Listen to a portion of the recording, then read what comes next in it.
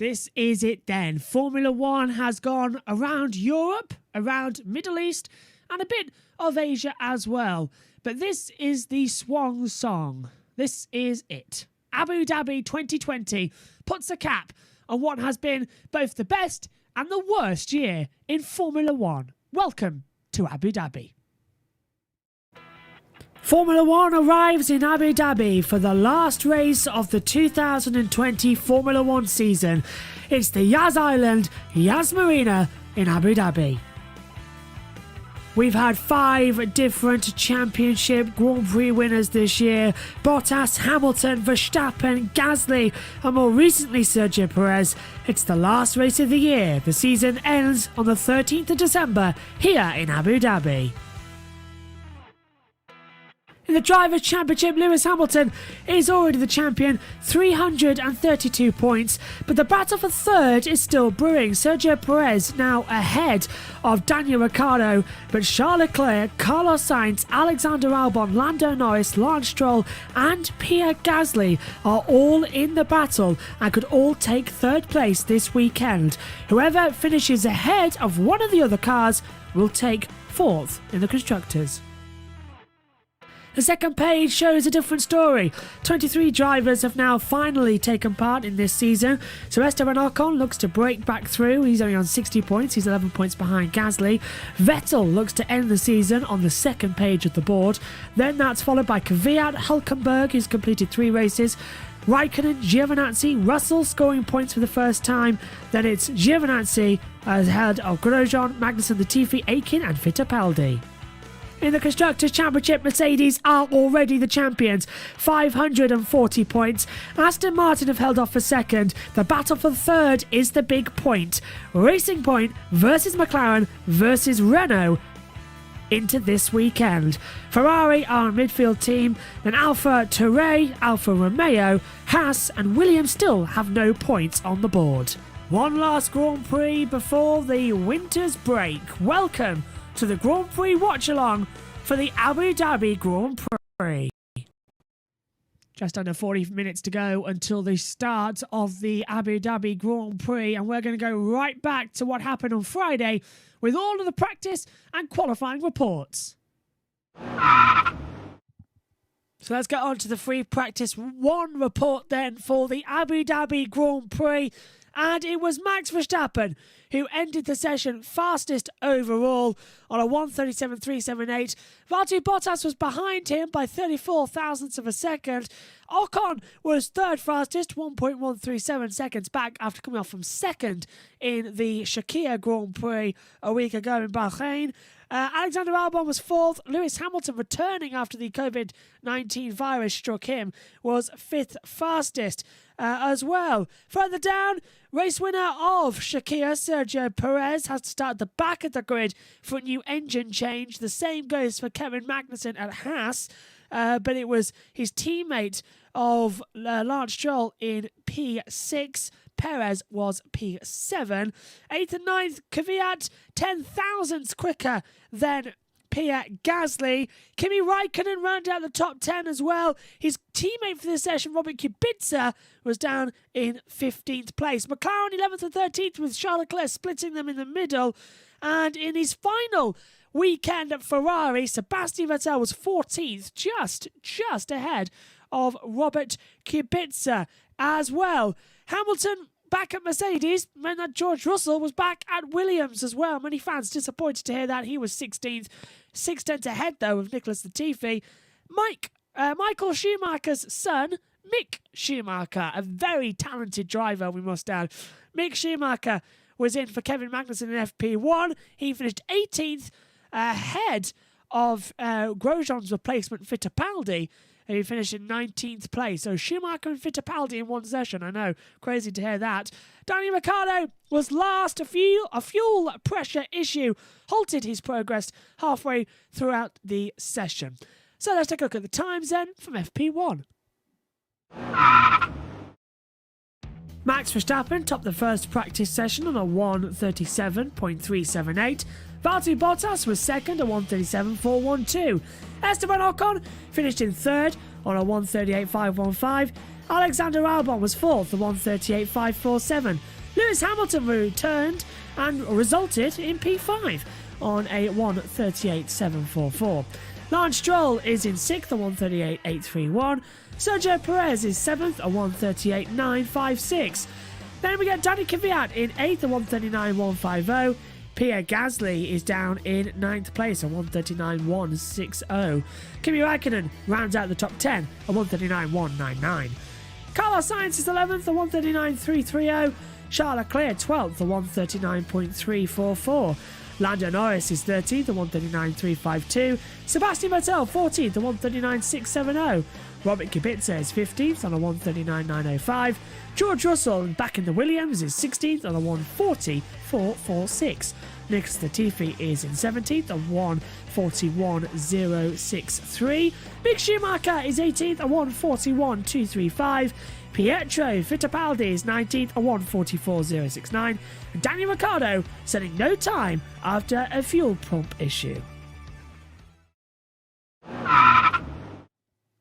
On to free practice 2 then, and it was Valtteri Bottas topping the timesheets from Lewis Hamilton. 0.2 quicker overall. Bottas' time of 1:36.276. Hamilton 0.2 back. Verstappen was 3rd, with Albon 4th and Norris rounding out the top 5 as well. Albon was P4 though, just behind Verstappen. But it was Ocon as well, who finished in P6. Perez was 7th.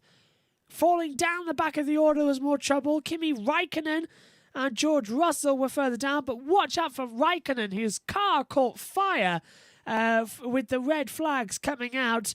The C39 stopped the session with 10 minutes to go. He was 14th fastest, Russell was 18th. However, the red flag for Raikkonen seemed to be the Friday engine just giving up and the turbo blowing. At the same time, George Russell had an MGUK, that's the kinetic, battery problem as well, which forced him out the remainder of the session.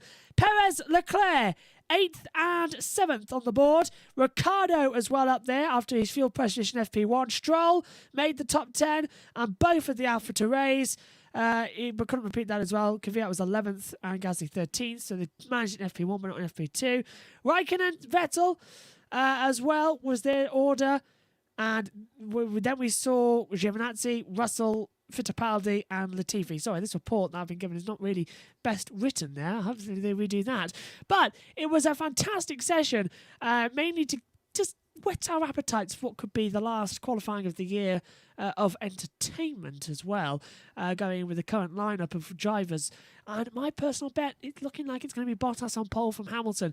Verstappen has his best opportunity this weekend to leapfrog them after crashing out last weekend at Shakir as well. Looks to be a good one. Let's take a look at the times then from FP2.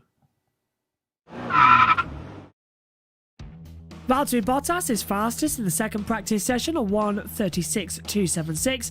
Lewis Hamilton is second on a 1:36.479. Max Verstappen is third on 1:37.046. Then we see Alexander Albon in fourth on a 1:37.263. Lando Norris, the top 5, a 1:37.438. Esteban Ocon is sixth on a 1:37.505. Sergio Perez is seventh at 1:37.506. Then Charles Leclerc, bizarrely, is 8th on a 1:37.508. Matching the same time, Daniel Ricciardo, a 1:37.508. Lance Stroll completes the top 10, a 1:37.560. Dropping down, Danny Kvyat, once again, 11th, a 1:37.596. Then we see Carlos Sainz, 12th, a 1:37.616. Pierre Gasly is 13th on a 1:37.9. Kimi Räikkönen, 14th, a 1:38.068. Sebastian Vettel, 15th, a 1:38.198. Kevin Magnussen is 16th, a 1:38.504. Antonio Giovinazzi is 17th, a 1:38.564. George Russell, 18th, a 1:38.817. Pietro Fittipaldi is 19th, a 1:39.027. And Nicholas Latifi is 20th, a 1:39.132. But let's get into what happened in free practice 3. Well, as you could probably tell if you were watching live, we are discussing more things off topic because not a lot actually happened in free practice 3. Max Verstappen topped the final session. He made a statement. He went fastest. He was 5/10 ahead of his teammate Alexander Albon, but who was second fastest. Ricciardo and Ocon and Norris completed out the top 5.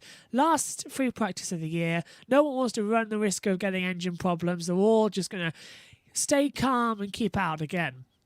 Hamilton 6th, Bottas 8th, a big drop off there, but as Hazel said, Mercedes were definitely sandbagging, and Ocon as well was improving. The two Renaults looking quite good, but going forward we'll have to wait and see. Lewis Hamilton and Bottas, Racing Point was Stroll 6th, Sainz 7th, Perez rounded out the top 10, but has to start the race at the back of the grid anyway to explain because he's got the power unit change. Same goes for Kevin Magnussen. AlphaTauri 11th with Kvyat ahead of Gasly 13th. Vettel was 14th with Leclerc in 12th. Russell with a new MG UK was 15th overall. Latifi was 19th. Alfa Romeo right behind of Giovinazzi 16th. Raikkonen moved up there as well. And it was pretty a quiet session to end the final free practice of 2020. But we discussed so many things. I urge you, go and have a look. It's a 2-hour, 25-minute chat. And it is absolutely fantastic. So go watch free practice 3, the watch-long coverage with me and Hazel Southwell. It is worth it. I'll link it as well in the description below. So let's take a look at the times then from the final practice session of 2020. So Max Verstappen tops the third practice session on 1:36.251. Alexander Albon is second at 1:36.752. Daniel Ricciardo goes into third place on 1:36.877. Then we get further down, it's Esteban Ocon at 1:36.899. Lando Norris tops the top 5 on 1:36.994. Lewis Hamilton is 6th on 1:37.012. Lance Stroll is 7th on 1:37.030. That's then followed by Carlos Sainz in 8th on 1:37.068. Valtteri Bottas is 9th on 1:37.085. Sergio Perez rounds out the top 10 on 1:37.227. Danny Kvyat is 11th on a 1:37.266. Charles Leclerc 12th on 1:37.270. Pierre Gasly 13th on 1:37.371. Sebastian Vettel 14th on 1:37.728. George Russell is 15th on 1:37.886. Then 16th, Antonio Giovinazzi on 1:37.9. Kimi Raikkonen is 7th on 1:38.269. Then Kevin Magnussen 18th on 1:38.457. Nicholas Latifi 19th at 1:38.765, and Pietro Fittipaldi is 20th at 1:39.159. So let's start off as we always do with qualifying 1, the last qualifying of 2020. And Lewis Hamilton, after not topping any of the practice sessions so far, came out dominating. Yes, he did. Hamilton top of the board in Q1, and surprisingly, Antonio Giovinazzi manages to get through to Q2. Not many times this year the Alfa Romeos have managed to do that, so top job there. Hamilton briefly went top of the times, only to have his lap time deleted after exceeding the track limits in turn 20 and 21 and losing his following lap. But he kept the cool and went again, and he went 8th fastest, having taken the best out of the tyres. So the Mercedes driver was forced to do a second run on the softs as well. He went quickest overall. Bottas was second in that session. Verstappen went 2 runs, both on the soft tyre compound as well. Going forward, got through, but Latifi was in the middle of the corner into the last one. Verstappen had to avoid as well. Wasn't very nice to him over the radio. Giovinazzi was in the drop zone in the last few seconds of qualifying 1, but he managed to get through, and that pushed out his teammate Kimi Raikkonen. Surprisingly, now Alfa Romeo that is, were coming into this session level on qualifying battles, 8 to Giovinazzi, 8 to Raikkonen. But now that has been won. Giovinazzi 9, Raikkonen 8 in the qualifying battles. Also eliminated was Kevin Magnussen. George Russell eliminated after the highs of Shakir, a Q1 elimination in the Williams here in Abu Dhabi. Fittipaldi was also there and qualifying last, which I can't understand. Nicholas Latifi as well, out-qualified by both Russell and Fittipaldi. A bit bizarre if you ask me. But that was qualifying 1 On to qualifying 2, Renault were the big shockers. Both Ocon and Ricciardo eliminated. That is going to do dramatic harm to third place battle in the Constructors' Championship. It now seems to be between Racing Point and McLaren. McLaren have a stronger advantage as both of their cars went through to qualifying 3. Sergio Perez didn't elect to set a time. He has to start the race anyway from the back of the grid, the same as Kevin Magnussen for a change of power unit issue as well. Also eliminated was Sebastian Vettel. His 13th straight elimination in qualifying. He hasn't made it through to Q2 in 13 races. And Antonio Giovinazzi also eliminated alongside the former mentioned of Sergio Perez. Into qualifying 3 then, and what a qualifying it was. Nobody, and I repeat, nobody expected this. In the last sector, Hamilton went top of the board, a 1:35.322. Then Bottas was purple middle sector. He went top, a 1:35.271. Bottas was fastest of all in the first sector, as was Lando Norris. They were both matching times. It could have been Norris's for pole, but he dropped down to 4th on a 1:35.497, a 10th off. That McLaren. Mwah! Brilliant. Imagine that next year with a Mercedes engine. They're going to be right up there, McLaren. But Max Verstappen taking his first pole position of 2020, his third career pole position, a 1:35.246. That was fantastic. McLaren, just to go back to them, they were also level in the qualifying battle. Norris and Sainz 8-8. Norris qualifying 4th means that for the second year running, he out-qualifies his teammate 9-8. Albon was 5th, Sainz 6th, Kvyat, Stroll, Leclerc 9th, but has a grid penalty for hitting Sergio Perez last time out. He'll start 13th, and then Gasly in 10th position. So let's take a look then at how the provisional starting grid looks for the 2020 Abu Dhabi Grand Prix. It is with Max Verstappen on pole position, starting on the medium tyre, as will Bottas, Hamilton, Norris on the softs. Then we get Albon, Sainz, Kvyat, Stroll, Gasly, Ocon top 10. Ricciardo, Leclerc starts 12th, correcting myself, but Leclerc has to start on those medium compound tyres because that's the tyre qualifying in Q2. Vettel 13th, Giovinazzi, Raikkonen, Russell, Fittipaldi, Latifi, Perez 19th and Magnussen 20th, all because of their engine difficulties and changing going into the last one of the year. So that's all that wrapped up then. Let's get back and have a look at lap attack around the Autodromo of Abu Dhabi, the Yas Island circuit. And when we come back, we'll be ready for commentary. Let's take a look around the Yas Island, Yas Marina circuit in the United Arab Emirates. 3.451 miles, 21 turns, 2 DRS zones, and a hard abrasive track that proves Formula One can race in the desert. Start the lap at the exit, turn 21, compromise the corner, getting a nice square run down across the line. Now, hurtle down towards turn 1, a left-hander from 7th gear, brake all the way down, taking 4th gear, ride the exit curb a lot, and then really hug the inside line through turn 2 and turn 3 as it launches you back down towards 5 and 6 chicane area. The GT cars go straight on. Formula One takes the chicane. This is where Schumacher and Liuzzi made contact back in 2010. Turn 7, past the fans, although this is a closed event. A double apex right-hander, then really compromise it. Down the back straightaway, open up the DRS now and pull 8th gear and just try and tow off the car in front of you as much as you can before you hit the braking zone. Brake at 100 metres, not 150, to try and get the best braking spot down towards turn 8 and 9, the S chicane. Cross now underneath the bridge. Now this is the support paddock pit lane complex. Now take the inside line, it's grippier on the racing line down towards the braking zone into turn 11. A tight, acute 90-degree corner, left again, uphill slightly to the right, and then left as you enter turn 14, very similar to Bahrain's turn 10. Accelerate now towards the 2 right-handers sweeping through at 18 and 19. Carry as much speed as you want and then hit the brakes hard. Be careful not to lock up on the outside left. Now, underneath the Yas Marina Hotel, full power as you approach turn 20, and then don't rub the exit curb. You can lose a wheel there. We saw that back in 2010. Into the last 2 corners then. Don't run too wide at the exit here, otherwise you'll lose your lap time. But that is a lap of the Yas Marina circuit on Yas Island in Abu Dhabi.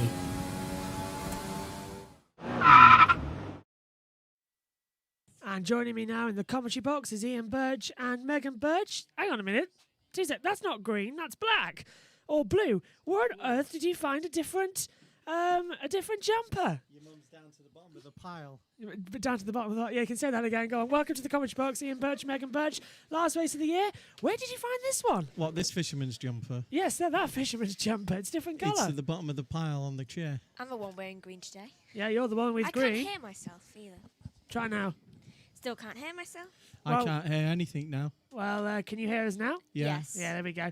Well, I've just been handed the final grid for the 2020 Abu Dhabi Grand Prix. We've got round about 18 minutes until the cars head off onto the parade lap, and they're about to do their... I think they've already done the protest to racism, although the drivers' T-shirts are still there, so we'll cross over to that when we go. But we're on here a bit early for the commentary situation because it's the last race of the year. We've got so much to talk about. The fight for third in the Constructors' Championship now between Racing Point and McLaren.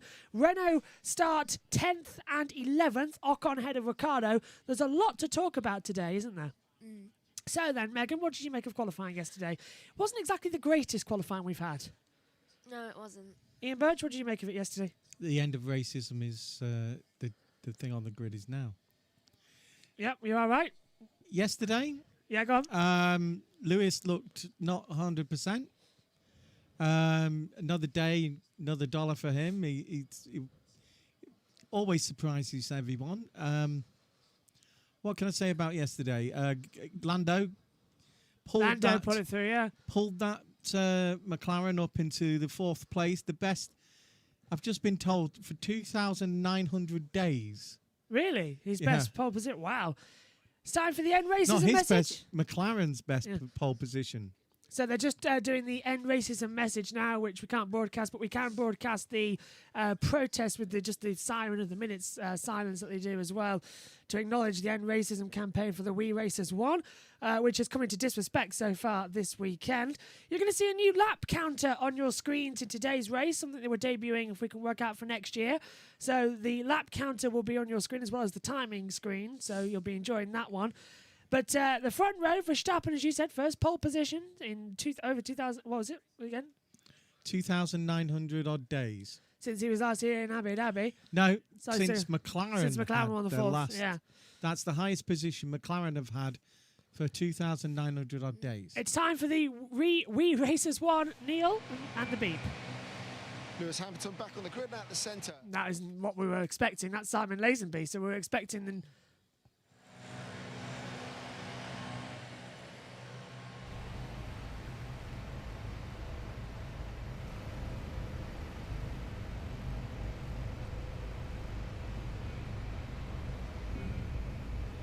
There's the beep as well. You heard the drivers now rise for the When you national said anthem. disrepute this weekend, it's Yeah. not racism, it's sexism. It's with the incidents with the new Nikita Haas Mazepin, driver. yeah. Nikita Mazepin, that's been raging over. We're about to have the Abu Dhabi national anthem then before the build-up for the 2020 Abu Dhabi Grand Prix. And a whole field, 20 cars, will rev into turn one, a tight, acute 90-degree left-hander uphill to turn 2 and 3. It's time for the national anthem of Abu Dhabi now, I believe. That is about to begin at the front of the starting grid.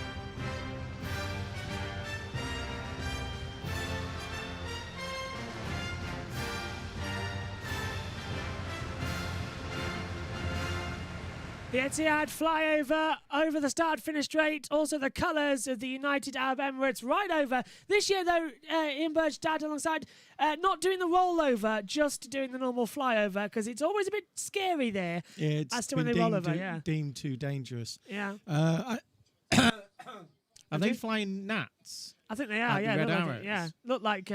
Built in the north. The wings are actually built about 35 miles from here. At Brough on the North Bank.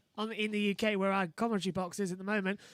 Just like to also point out, is that a special helmet being awarded to Chase is leaving. Chase Carey? Yes, this is Chase Carey's last Grand Prix in charge of Formula One. Have they all signed it? And all the drivers have signed it. I think it's a red Formula One helmet presented by the pole sitter Max Verstappen and the champion of 2020, Lewis Hamilton, to Chase Carey. All the drivers still there as well. And Chase has done amazing things for Formula One, although his replacement, Stefano Domenicali, has already got some radical plans coming in, and I cannot wait to see what Stefano can do. Chase isn't actually leaving the company, is he? He's actually He's taking going a different higher. role. Yeah, he's being promoted as the chief executive chairman of everything. Stefano will have to get anything okayed by him. Overall, it's just that he won't be the guy facing it on the track. So, next year, we're predicting a 23 race calendar. If that actually happens, I'll be amazed. But it all kicks off in Australia in late March. So that we're facing 3 months without any racing. It could be the shortest off-season we've ever had. Formula E are just kicking off. Yeah. Esports. You'll still be busy. Yep, I'm still busy tonight actually on esports as well for the last race of the CRL. You had a commentary yesterday with Hazel. Yep, Hazel Southwell. Hopefully watching the races today as well. Very good insight into a lot of technical things. She's a technical journalist, isn't she? Perfect to have her on the broadcast as well. Yeah. Correctly analysing things of the car, explaining batteries, powertrains and all that lot. It was fantastic to have her on for the last practice session. Hopefully in 2021, more of the same. Hopefully we'll get Hazel on for a few more commentaries and maybe a few other journalists will come on going forwards. That gives Megan a bit of a break going there. Megs, they're predicting a two-race strategy. Half the tyres left. They've all got one set of hards, at least one set of mediums to them. 55-lap race. What's your prediction? I think in some cases it will be two stop, but I reckon if someone has a problem with the tyre, then it will be a free stop, because this is quite a tight track, so it's likely to go off the track, obviously, and hit the curbs, and sometimes even hit very off the track in the 2012, for instance, where we saw the crash with Nico Rosberg. I know Natalie was talking about the fact that one of the things people don't realise here, when she was doing one of her interviews, and the driver confirmed it, is that this hotel complex, the size of it and the shape of it, actually causes turbulence. Yeah, it does, because of the wind effect as well. That's why we see oversteer moments down into that part of the track.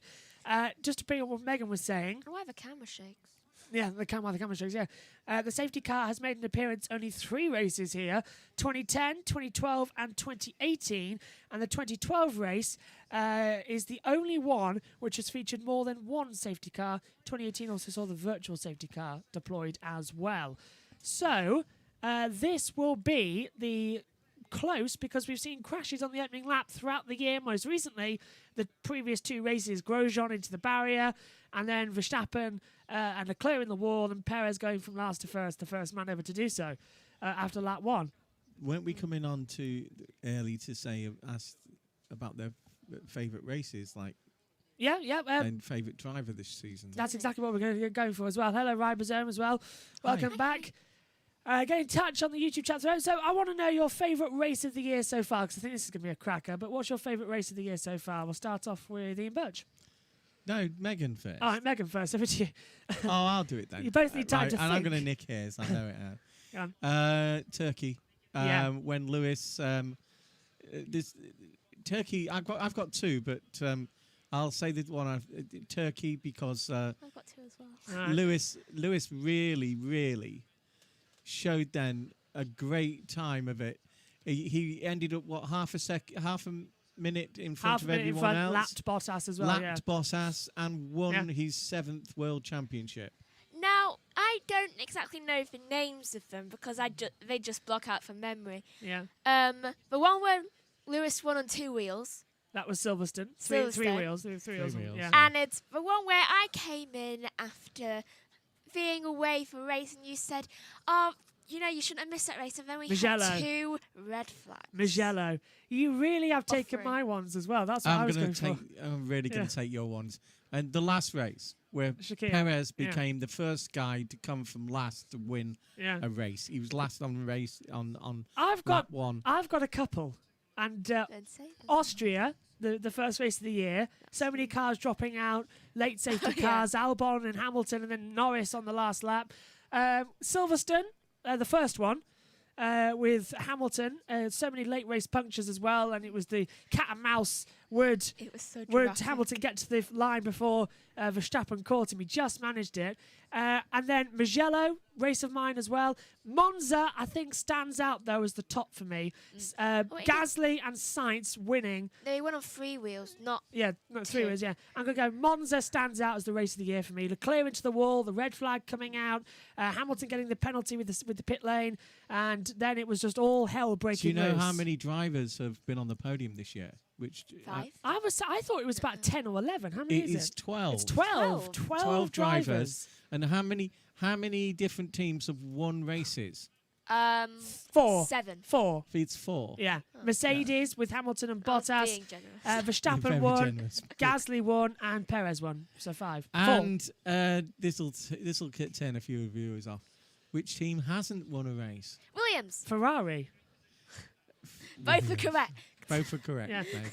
For Haas. Alfa Romeo. Alfa Ture. Yeah. No, after Alfa won in Monza. With Yeah, Gasly in Gasly. Monza. Yeah, he did. You weren't there for that race. That was the Oh, race. you mean Alfa Yeah. Romeo? McLaren. McLaren haven't won a race. McLaren No, have. yeah.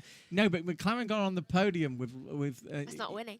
No, they got the podium there with Sainz and with Lando Norris. in the and beginning Lando race of the year. famously broke his Haas.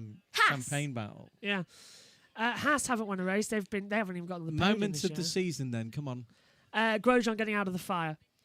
everyone picks that. Yeah. Yeah, because it was the best thing to see. It was such a Yeah. relief. The other one was I think Vettel both getting a podium in was Turkey.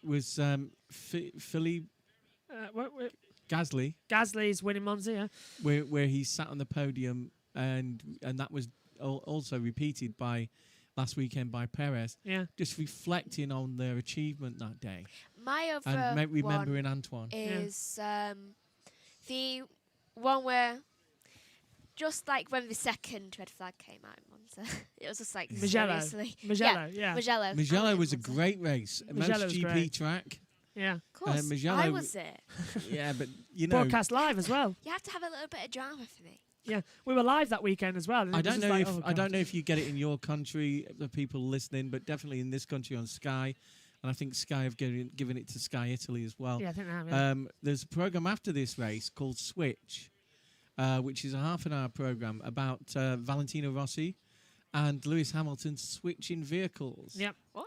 Yeah, they're Yeah. switch vehicles. Yeah, because Lewis has got a bike of his own, a super bike of his own, but nothing compared with Valentino's.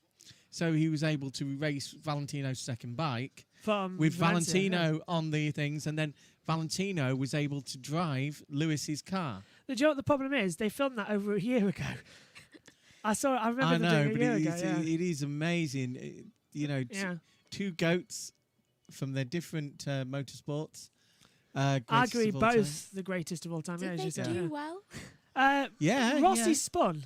Rossi spun Yay. because he opened the DRS on the final corner. He thought, Yeah. this is where they opened the DRS, and he opened it just a little bit too early, and so it took the back end away.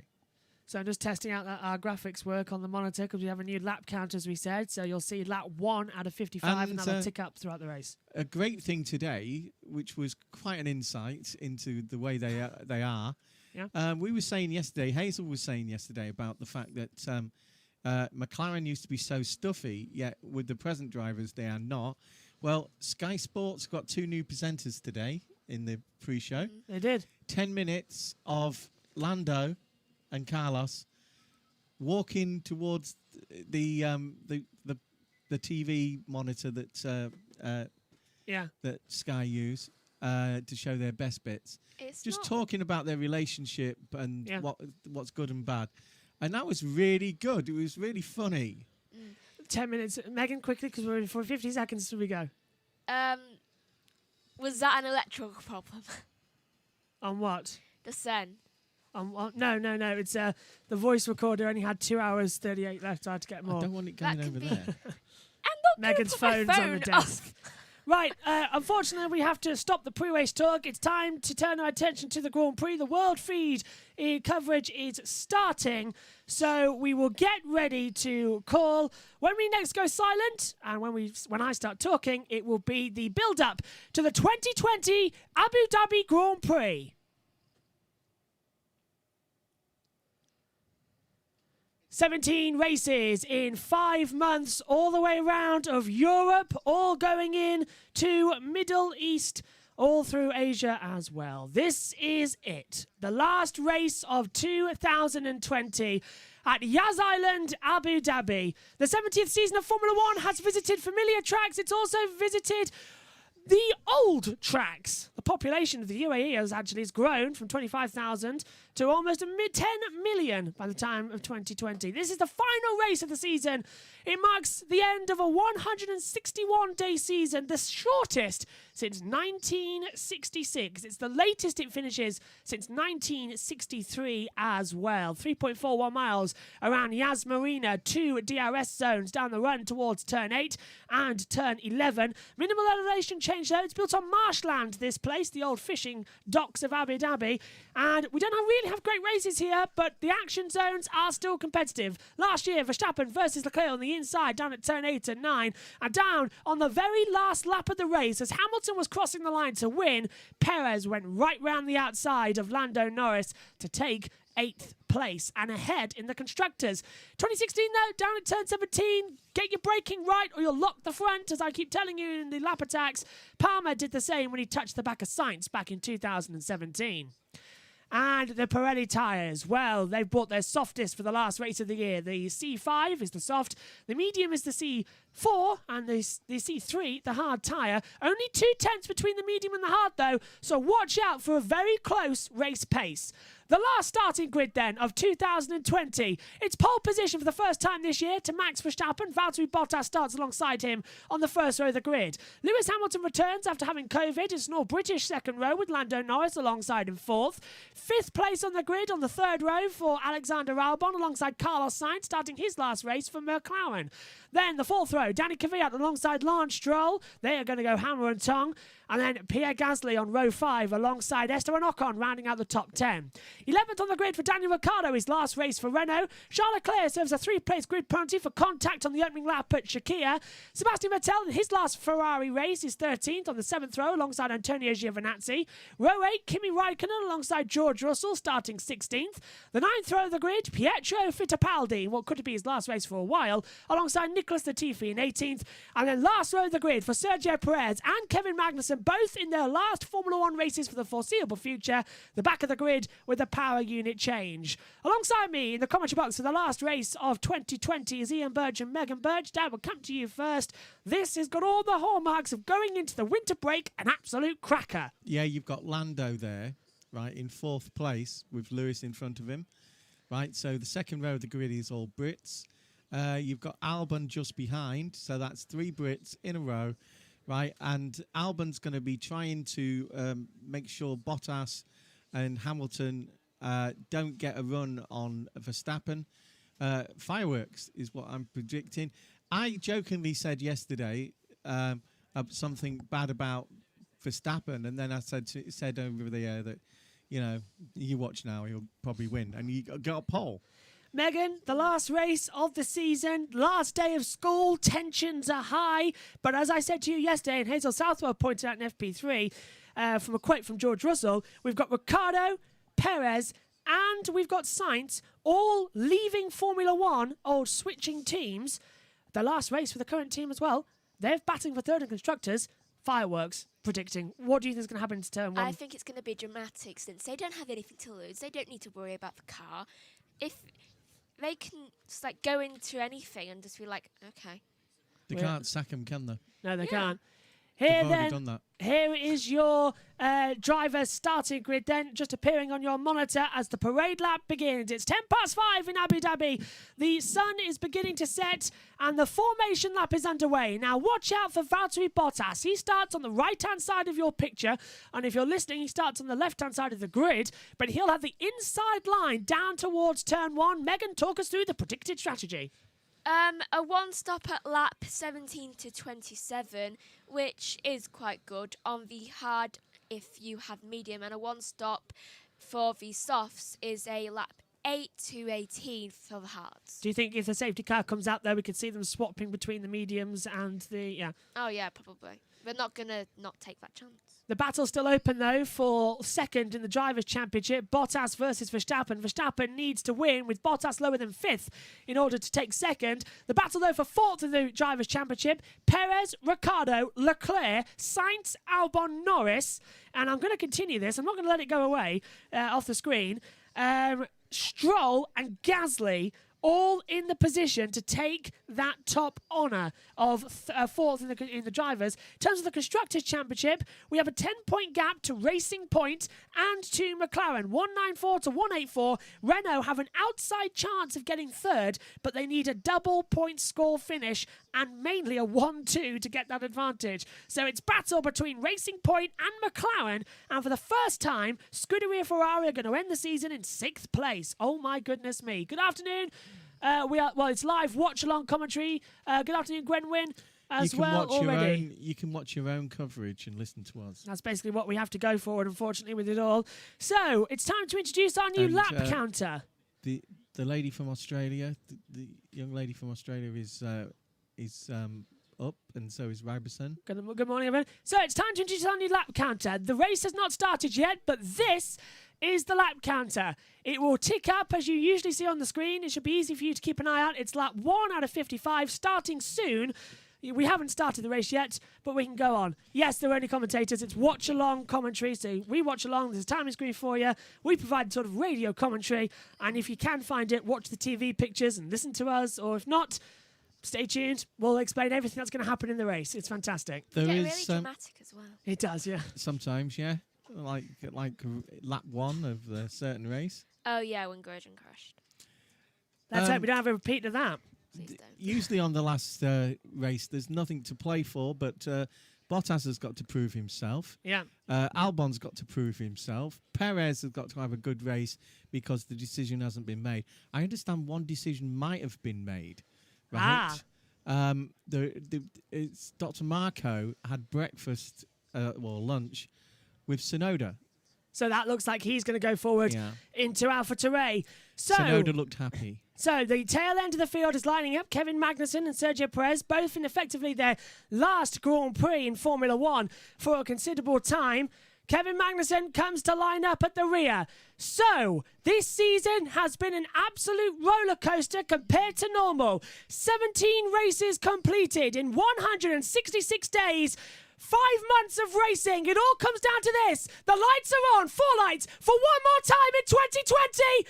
Action in Abu Dhabi. Good start from Verstappen. Hamilton and Norris are going to go side by side. Verstappen cuts across Bottas into turn 1. Hamilton settles for 3rd. There's lock-off further back. It's Pietro Fittipaldi who narrowly avoids crashing into the field. We race on up now towards turn 3. One of the Alfa Romeos, Kimi Raikkonen, side by side with Giovinazzi. He got out-settled as well. Norris holding off his position to Albon. Verstappen leads the race at the moment. AlphaTauri are still in the battle with Alfa Romeo. Raikkonen versus, I think that looks to me like it's Danny Kvyat further back. And it's Perez down into last place. Everyone gets through turn 7, and for once, a clean start to the race as we hurtle down now. And watch Albon, he's got in the tow of Lando Norris. Renault moving further back. That's Ricciardo trying to have a move on Charles Leclerc on the inside into turn 7. Has he got the move done? He's looking to it. Leclerc's had to go wide, and the Renault is through. Leclerc has fallen back, and so has Vettel's gone through. Leclerc's dropped back in even further position as they hurl down now. Here comes Leclerc battling now with Kimi Raikkonen. Raikkonen round the outside. The Williams there of Russell trying to look through on a move of Giovinazzi, but the first sector all clear so far. What a race! I was so scared someone was going to crash then. I think it looked like something was going to happen, didn't it? We've had crashes on the opening lap for the previous 4 Grand Prix, so My eyes tried to deceive me, so I thought a car was going up at the back. I thought I saw sparks as well, but it's all good so far. What a start, Ian Birch. Yeah, it's a usual predictable start here.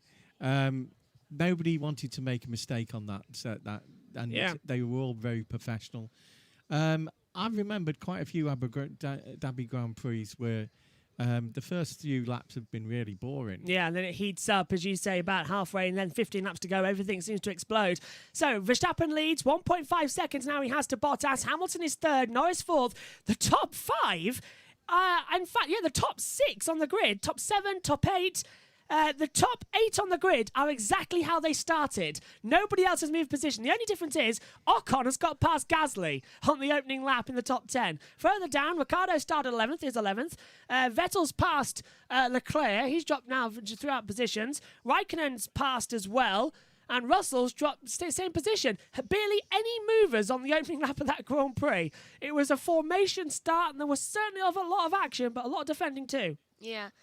And I'm actually surprised. Ocon's having to go defensive as he's got Gasly for 10th place right up the inside. Gasly makes the move down to the chicane, and Ocon's trying to cut back as well. Now that Renault is usually got the power compared to the AlphaTauri to try and move round the outside. He's got it. No DRS So just the yet. Top 10 are now the same. Yep, Ocon trying to go round the outside to get into the braking zone. Gasly has the inside line, and nothing going to happen there. And they nearly chopped the front wing off as well as Gasly does hold off of Ocon. So that was a bit So of the a top weird 11 are the same. The top 11 the same as what they started, yeah. Well, where do you start in this one as well? It's Abu Dhabi, as I think Hazel Southworth mentioned yesterday in practice 3, it's more of a Formula E track. It's not really suited for Formula 1 almost. And you're seeing it, unfortunately, again. But a demon start at the front for Verstappen has a 1.7 second advantage, just at the fastest lap as we click over to lap 3, a 1:42.292. He just got away. As that is a confirmation of the fastest lap at the moment. I was going to... Perez is up to 19th. Leclerc's down... The Latifi, actually, the biggest loser. He's down to 20th. 2 Ferraris are close together. Leclerc versus Vettel once again. Last race for Vettel, their dad, so he's not really going to let Leclerc through as much as possible, is he? No, he's got nothing to lose there. He's sounds like he's writing a book about Ferrari.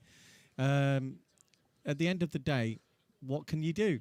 You can just go out there when you're leaving a team like Seb is and just have a good drive. And no team orders because you can just ignore them. They can't sack you.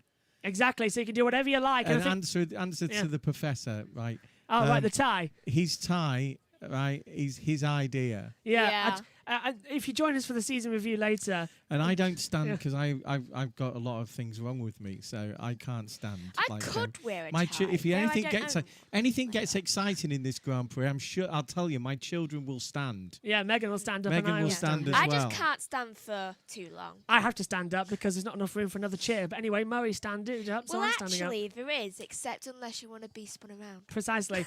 Here's the race start then. Demon start from Verstappen in the second phase. He had to cut across Bottas into turn 1. Hamilton's just sort of was wary, wasn't he? There's Pietro Fittipaldi locking up and just deciding to go Hail Mary into turn 1, but he got through okay and didn't run into anybody. Magnussen's actually dropped behind Fittipaldi on that lock-up. I'm sure these ties are available at all pound stores all over the place. I think it's... You probably get 2 for a pound. It's next. It's actually a good one. It's next. As that was Bottas' start, I think he was in the wrong gear shift as well. And this is Sergio Perez going for a move on the inside of Fittipaldi and of Magnussen. What a move from Perez down into turn 8. Launched it up the inside and got the run. That was fantastic. Ooh, I have just seen a Haas go really close to another car. And that was Magnussen getting back from Fittipaldi's lockup, and that was it. He hit the Williams, That was Magnussen forcing his way through on Nicholas Latifi. Kevin driving like he normally does. Yeah, and Latifi's fallen back into 20th. Another one can't be sacked. He's already been sacked. Yeah. Right? He'll do what he wants. Perez going, I think, for a move now on one of the cars further back on the field of... I think this is Fittipaldi again, actually, trying to launch up the inside. Don't think he's going to make the move. Nico Rosberg. He's done it. He's done it. Nico Rosberg. Yeah. Down turn 8. You tell me I'm not speaking. Then when I want to, you two don't Sorry, shut over to up. you. Back to you. Yeah, Nico Rosberg's dad used to sit around and say that because he had this reputation that he would come through you if he couldn't get past you, then people actually got very nervous in front of him when they saw him in his rearview mirrors. Kevin's always had that. He drives like his dad, right? He's a hard driver. Bottas used to drive like that. If Bottas drove more like that now, I think he'd get better. No, Albon's on the radio saying there's no way Norris is doing a one-stop. He's overdriving. So is that a two-stopper for Norris? Megan, is that possible? Norris on the tyres has got 1 hard, 1 medium and 4 old soft. So I can't really see why he'll be on a two-stopper. Personally, if he's on a two-stop, then he'll go onto the hard around the same time everyone else will. And pit later. Yeah, and he'll pit later on in the race when everyone's tyres are going bad. I would say around lap 45. Tend to and go on soft. to reverse. I would personally go into soft. Yeah, because medium's only got a 2/10 gap between them, so it's pointless putting the medium tyres on for the last 10 laps. And he has more softs. So. Yeah, he's got 4 old softs to put on, but only one of them did a 1 lap in qualifying. Charlie Boy was really nice about Seb this week, and explained how much he'd helped him since he'd joined Ferrari. There's not much of that shown on the track. Yeah. Charlie Boy is ruthless, and you're not going to be world champion without being a little bit ruthless. And I feel there's a big future. I think also Ferrari are getting to grips. Binotto is an engineer.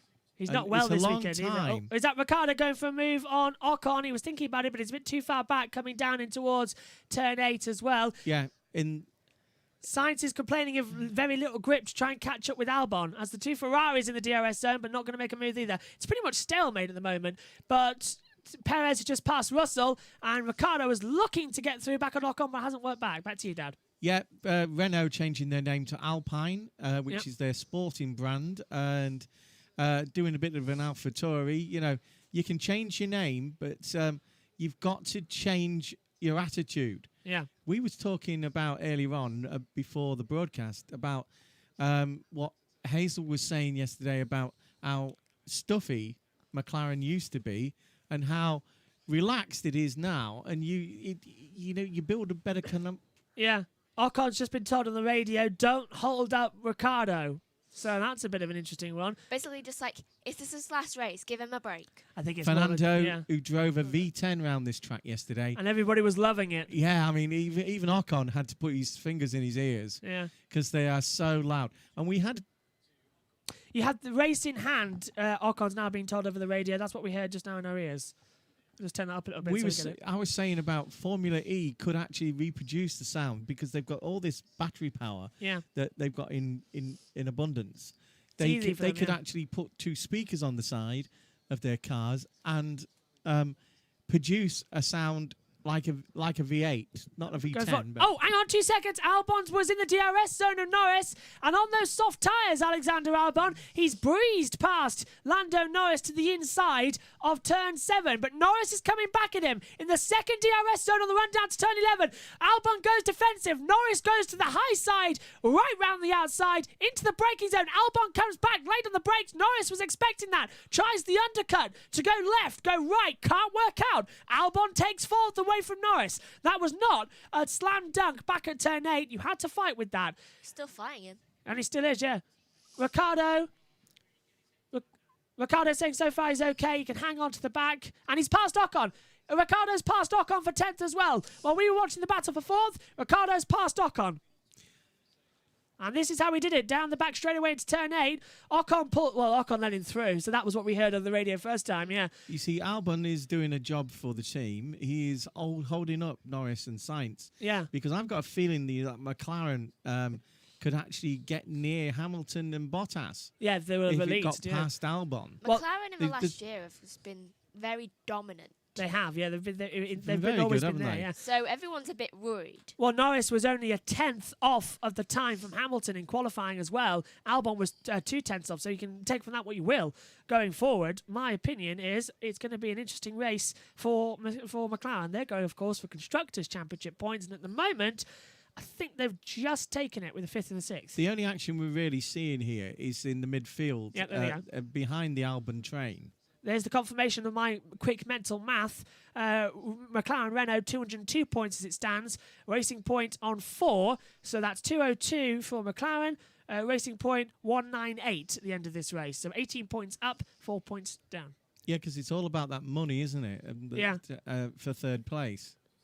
As it's lap 7 of 55, as you can see on the new lap counter on the screen, as well as some of the timings. You can see the gap between the leader and the bottom in 20th place as well. So it's a nice little combination we've got here on the monitor. As we're on board with Sebastian Vettel, he's chasing Esteban Ocon, looking to the outside coming into turn number 11. Didn't make a move stick through the chicane section. 14's a little kick now.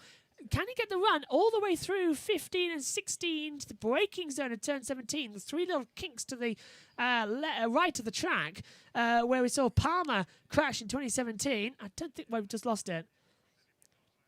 Sainz is saying that his front right is on the limit of graining. Not yet, though. And he's being told to push on exit if he can. And it's still early. It's still early to turn over to the soft tyres, but we're just hearing that it is graining on some of the cars. That was McLaren. Norris is being told on the radio maximum pace on plan A. So that's a one-stop race so far they're going for. So we don't think he's overdriving, Megan. I think he's just really pushing. But the pit window's open for the softs if you're on a one-stopper. There's a thin line between pushing and overdriving, isn't there? Yeah, very thin. We're going to have to see where that one goes. Pushing means you're getting it right. If you start making a few mistakes, it becomes the other. Bottas radio. Bottas. Yeah, Bottas being told to start pushing to try and get the gap down to Verstappen. Meantime, Vettel went very wide into the hairpin at turn 6. Leclerc almost dive-bombed him. At the same time, here comes Stroll to the inside of Kvyat. Makes a move into turn 8. Nice move on the inside, and Perez is closing in on Raikkonen. And Perez goes to the inside of Raikkonen. Megan. That didn't even look like he was trying. What, Perez or Stroll? Stroll getting through. But look at this now. Second DRS zone for Kvyat down towards turn 11. Pulls to the outside line. Going to go defensive on the inside. Stroll's going to break later and go deeper into the corner. Gets the position, but it compromises you all the way through this Minnie Mouse section. And into turn 14 as well. Stroll has now finally passed Kvyat. But now Kvyat's under pressure from Gasly into the braking zone. And Gasly's under pressure from Ricciardo. Yeah, where is he? 1 second, 1 point. Well, he's 9/10 back, isn't he? Look at that monitor. Mediums at the moment for the top 3. They can go longer. Albon versus Norris as well on the softs. Stroll, Kvyat, Gasly. How far can the softs go? They've done 8 to 2 or 3 17. laps already. Can only go to lap 8 or 17. Yeah. So pit window's open. I think I'm just hearing something in the ear from Ted. I think Ted was just on about the Renault manoeuvres there. McLaren still now the constructors' third place. They've taken it by 2 points at the moment. Renault are using different tactics. Yeah. They've got the cars qualified on different tyres. So the different strategies are going to be borne out on this race with them because you just need to do something different to cover both angles. Ricciardo started this race on the hard compound tyre. Ocon is on mediums. The Alpha Tauri's are just in front of them, and they're fighting them for points. And this is the 2 Alpha Tauri's having another battle. Danny Kvyat in what could be his last ever Grand Prix. Gasly just behind. Kvyat goes defensive and nearly chops off the front wing again of Kvyat. So they're really going for it, aren't they? Do you think we're actually trying to throw drivers away now? I think it looks like it, yeah. That just coming into their prime after a lot of problems. Oh, he's going to the inside and they're going to make contact. That was Gasly going for a very late move to try and get through on Kvyat, and Kvyat almost put him into the Armco barrier. Just got through. As we're hearing Ocon is having issue with the car and he can't keep some of the front tyres, and here comes the Ferraris. Okay, I'm just pointing out that Vettel is very, very far up to the wheel right now. He's what? Is he sitting a lot closer? He's sitting like that, like he's sitting up straight. Almost perpendicular. Yeah. Changed his seat position? His chin is level with the edge of the car. How do you do that? Oh, hang on 2 seconds. Sorry to interrupt, but we've got a yellow flag on the track somewhere. I think he was just a bit could be shocked Ocon? at I the think it's front. Hamilton. No, it's sector 3. So yellow out sector 3. It's Sergio Perez. Oh no! From the highs of Shakir, the engine looks to have gone. It's a brand new one as well. It's still in gear. In his last Formula One Grand Prix, out of the race This goes is Sergio bad. Perez. But it's changed the complexion because out comes the virtual safety car. That'll have to be a full safety car though in that part, and they'll have to wait. But no! And that is a bitter, bitter, bitter blow for the Constructors' Championship for Racing Point. No points from Perez. McLaren have got one hand on that third place now. If you were Bottas and Hamilton, would you change? I think, And where are Verstappen? they? Well, they're just coming up through. to the incident now. They're about. They're in the third sector. This is where is there a place through the barrier to get through that car? They might VSC deployed. VSC, they could get in and out. Am I the only one who looks a bit heartbroken at the Yeah. face of Perez's dad? Let's have a Oh, look. yeah. Let's listen. So we've got our ears on to the Sky feed. The engine just died, isn't it? Pole kill. So It's the Martin, oil pressure. yeah, Martin, it's the oil pressure gone. So, and I think we're seeing pit stops coming in. Perez out of the race. Then virtual safety car still out. So Yes, there is yeah. somewhere to push that car. Perez on the radio. He almost had it. Now I think Verstappen's coming into the pit lane. I'm not too sure. Yes, he is. So now this is tense. Mercedes Bottas is as well. Yeah, Mercedes, I think, are going to double stack. Now, we all remember what happened just 7 days ago. Have they got it fixed? Virtual safety car's out. Let's give it. Verstappen in, Bottas in, Hamilton in. So, get off this. Let's have a look at the Mercedes. Can they actually make a double stack work?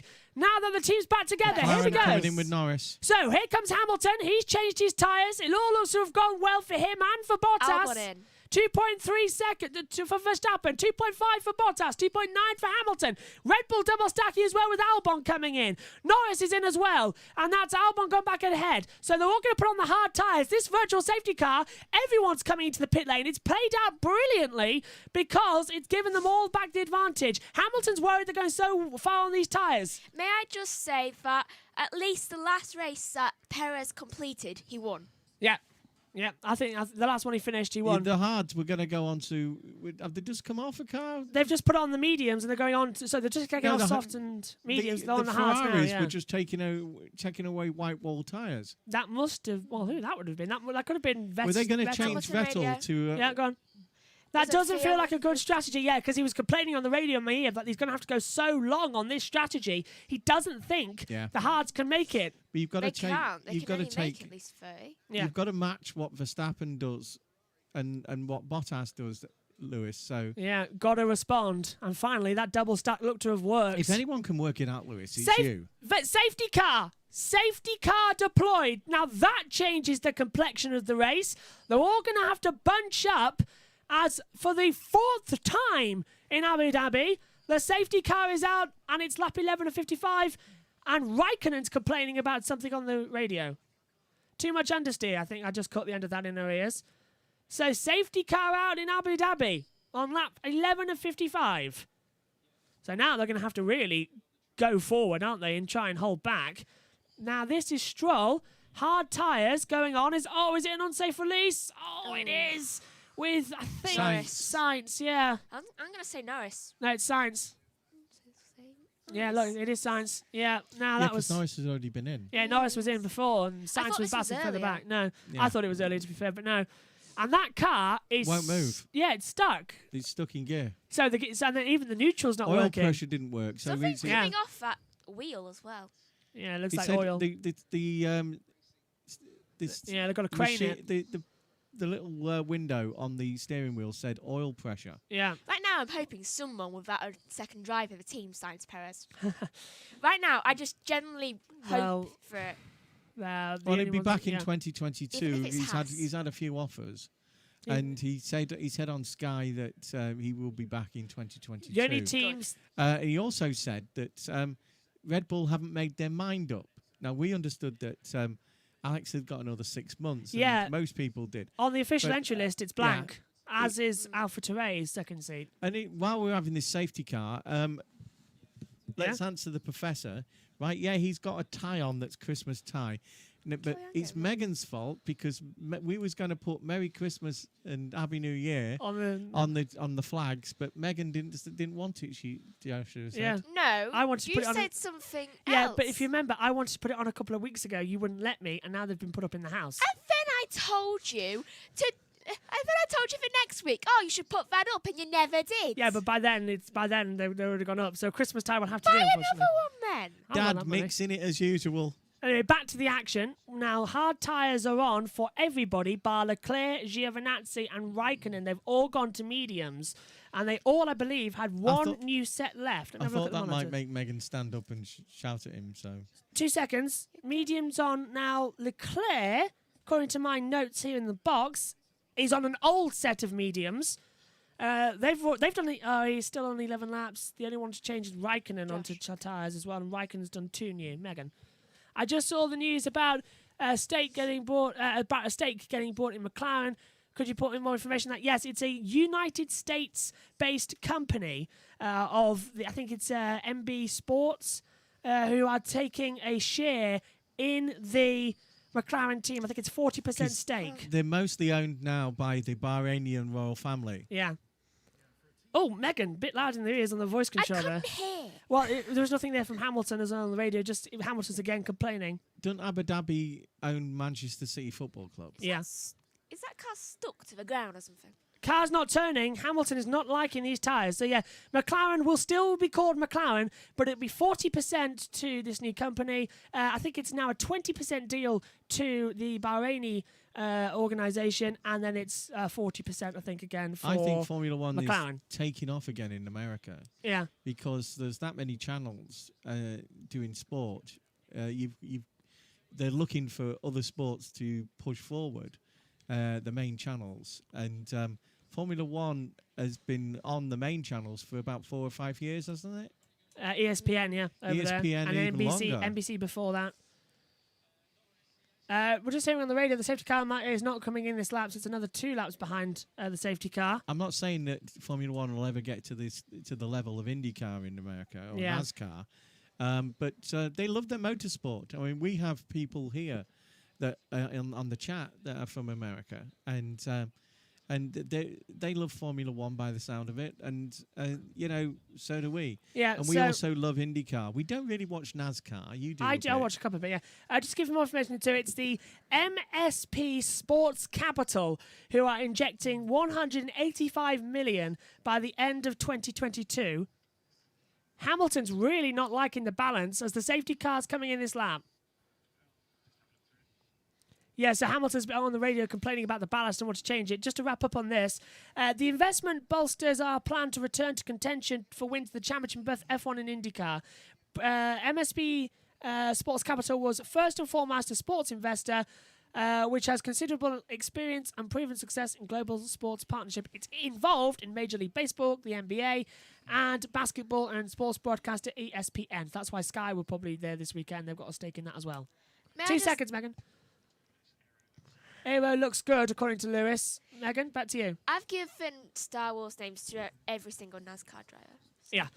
Can I just say when I that did that. when That's it. reading that, it looks like the 185 million is to pay a large amount for the American IndyCar team of McLaren. It looks to be that way, yeah. It's just the brand. That's about the money that the IndyCar team cost. It's the brand, not the team that they invested as well. And so they can use that money elsewhere. The IndyCar team didn't do that bad this season. As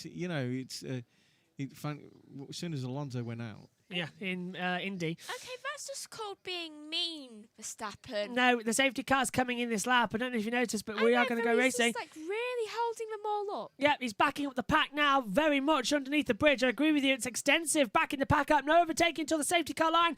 The safety car is in. And Verstappen hits the pedal to the metal. Green flag. Safety car in. No overtaking until the start-finish line. And Abu Dhabi Part 2 begins now. Good start from Verstappen. Down now, Bottas follows Hamilton, the 2 Ferraris. A bit close out of the last corner. The McLaren still warming the tyres. Half the field are. They haven't got temperature in those hard tyres yet. Surprising. You noticed that at the start when the McLaren of Verstappen, the Yeah. Red Bull of Verstappen, actually slipped on the first corner. The rear wheel Yeah. slipped. It's 28 degrees track temperature, and they're still going to have more tyres. And look at that move going on further back onto the inside. Big sparks flying, big lock-up as well. Oh, that was close. I think that is Giovinazzi passing Gasly, and someone's off the track. It's one of the Williamses. I think it's George Russell. No, it was him passing Latifi. And, well, is Latifi gone off the track? Yes, Latifi. Latifi's off the track, yeah. And here comes the McLaren. They're looking racy on those hard tyres. Getting through the inside of Leclerc. Sainz up to 8th place with a great move down towards turn 8. Leclerc's going to try and hold further back. And McLaren passes Ferrari and actually holds it off. Wow. Wow, I know Ferrari is still bad, but still, this is exciting, seeing the two former giants of Formula 1 racing. By the look of that pace, you know... Oh, and he's going for Vettel. Yeah, he's trying to go around the outside. Leclerc's holding off once again. Now, braking zone. Sainz will have the inside, chops the door. Leclerc tries to cut back, can't. It's a Mickey Mouse section, no overtaking through there. Next opportunity will be the castle section. He took advantage of the cold tyres there. Yeah, advantage of the cold tyres. And now, look at that. Leclerc's vulnerable now to Lance Stroll just behind. Leclerc is on those 13-lap-old mediums, remember? Stroll's been driving really nicely recently. I know he ended up upside down. It's Like, passive 2 weeks That ago, wasn't yeah. his fault. He's really showing the fact that he's not just a billionaire's son. He is actually a good driver. Absolutely. Fastest lap, a 1:49.58 then for Verstappen on those hard tyre compounds. I like it when drivers drive passive-aggressive. Just like how Magnussen drives. So I also like them to just be very sneaky about things like Ricardo. Is that Sneaky because- driving. Is that because you can be like that sometimes? Yeah, Joshua Personalities. knows. Replay. Megan, this is Sainz coming through. Nice defending work on Leclerc. It was just like, hi. Old, old mediums, though, on brand new hard tyres, and only 2 tenths between the tyres this weekend on hard and soft. So, Honestly. C3 and C4 tyre, 2 tenths between them. That was actually quite nice to see. Leclerc Megan wants definitely to. didn't have a choice. Megan has asked if they could name them the tyres with at the end Pirelli organisation. What? Because then one of the tyres would be. Oh, C3 2 seconds. Pirelli. Giovinazzi on the inside. Ocon's trying to go through. Giovinazzi side by side through the chicane. Ocon holding on for all he can and keeps 12th place. Giovinazzi's come alive at the moment on those medium tyres that he's put on. 14 laps old compared to the soft, so that's still good. As lock up there further back. Giovinazzi trying to go around the outside of Ocon, down in towards the chicane, and Giovinazzi just cannot get through. But something's changed there. He's looking feisty. Last week we had the situation where Bottas was shown up by George. Yeah. George came into a car that he knows a little bit about and outshone Bottas. Right, it wasn't Bottas's fault in the end why the position Bottas came, because they had to put his old tyres back on him. But the thing is, George, for the first 3/4 of that race, really showed Bottas up. Yeah. And if you look, Bottas is making no attempt to get really close to Verstappen. Because he's ahead of Hamilton, really, isn't he, at the moment? Yeah, but he just like, needs to be. I'm ahead He of needs to him. win this race. Yeah. Bottas, for psychological, needs to win this race. I Yeah. agree with you, yeah. And Verstappen is he's just not being challenged by Bottas at the moment. Is it Verstappen's to And walk away with? Lewis has got an excuse because But- Lewis. And Mercedes have got to turn down their MG UK this weekend. They're running very old engines. The kinetic systems are already on the point of failure. This is what happened to Russell in the Williams and Raikkonen. Yeah, Bottas is just being played psychological warfare with the rest of the grid, really. at the moment he is, yeah. Bottas is under a lot of pressure, isn't he? And he's a Oh. nice lad, and he gets on with Lewis. doesn't Stroll he? goes right round the outside of Leclerc. Leclerc gets out of the way. What's that? Don't know. Leave it. No. Going through at the moment. Here comes Leclerc back again, though. So Stroll went round the outside. Leclerc's coming back for a fight, trying to pull around the outside, down towards turn 11, and gets through. Leclerc's back up to 9th place. Stroll's down to 10th at the moment. Not a bad time there. No. One of our moderators, though, got rid of it. That's interesting to find out. So apologies what that was, but I don't know what it was on the group chat below. Was it? I don't know. Somebody having a go. I don't know. No, ignore it. Here comes Leclerc, though, back up now. And this is the replay of how he did it, Megan. Oh, they so close to contact. The front left wheel there, almost hitting the rear right of Stroll. That was close. That was quite Oh, close. Oh, Sainz under investigation. why? Why is Sainz under investigation? What's he done? We'll find out. Pit lane instinct driving unnecessarily slowly. What?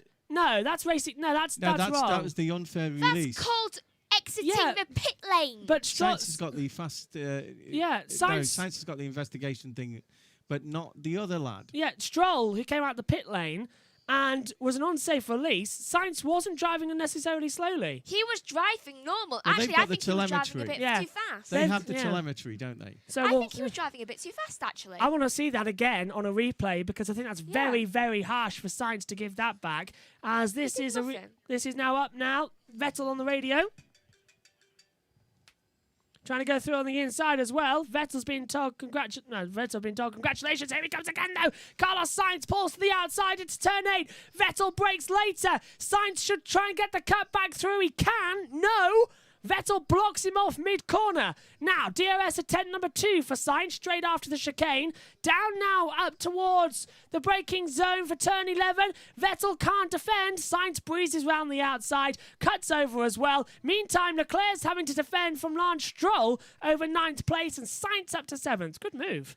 Leclerc's just like, help. Yeah. Because he's got Stroll right behind him, and when Stroll is trying to get past someone, if he can't get past him, he just gets aggressive like Magnussen does. And it looks like that's happening once again at the moment. So Sainz under investigation for God knows why, but he's just done a super move on Vettel. So Ferrari down to 8th and 9th. Now, correct me, I think that is still, it's definitely still giving the championship in 3rd place in the Constructors to McLaren after a season-long battle. What do you think? I don't know. What you saying? I don't know what he's looking at the timing monitor thing. Pit window is open for those on the medium compound tyre.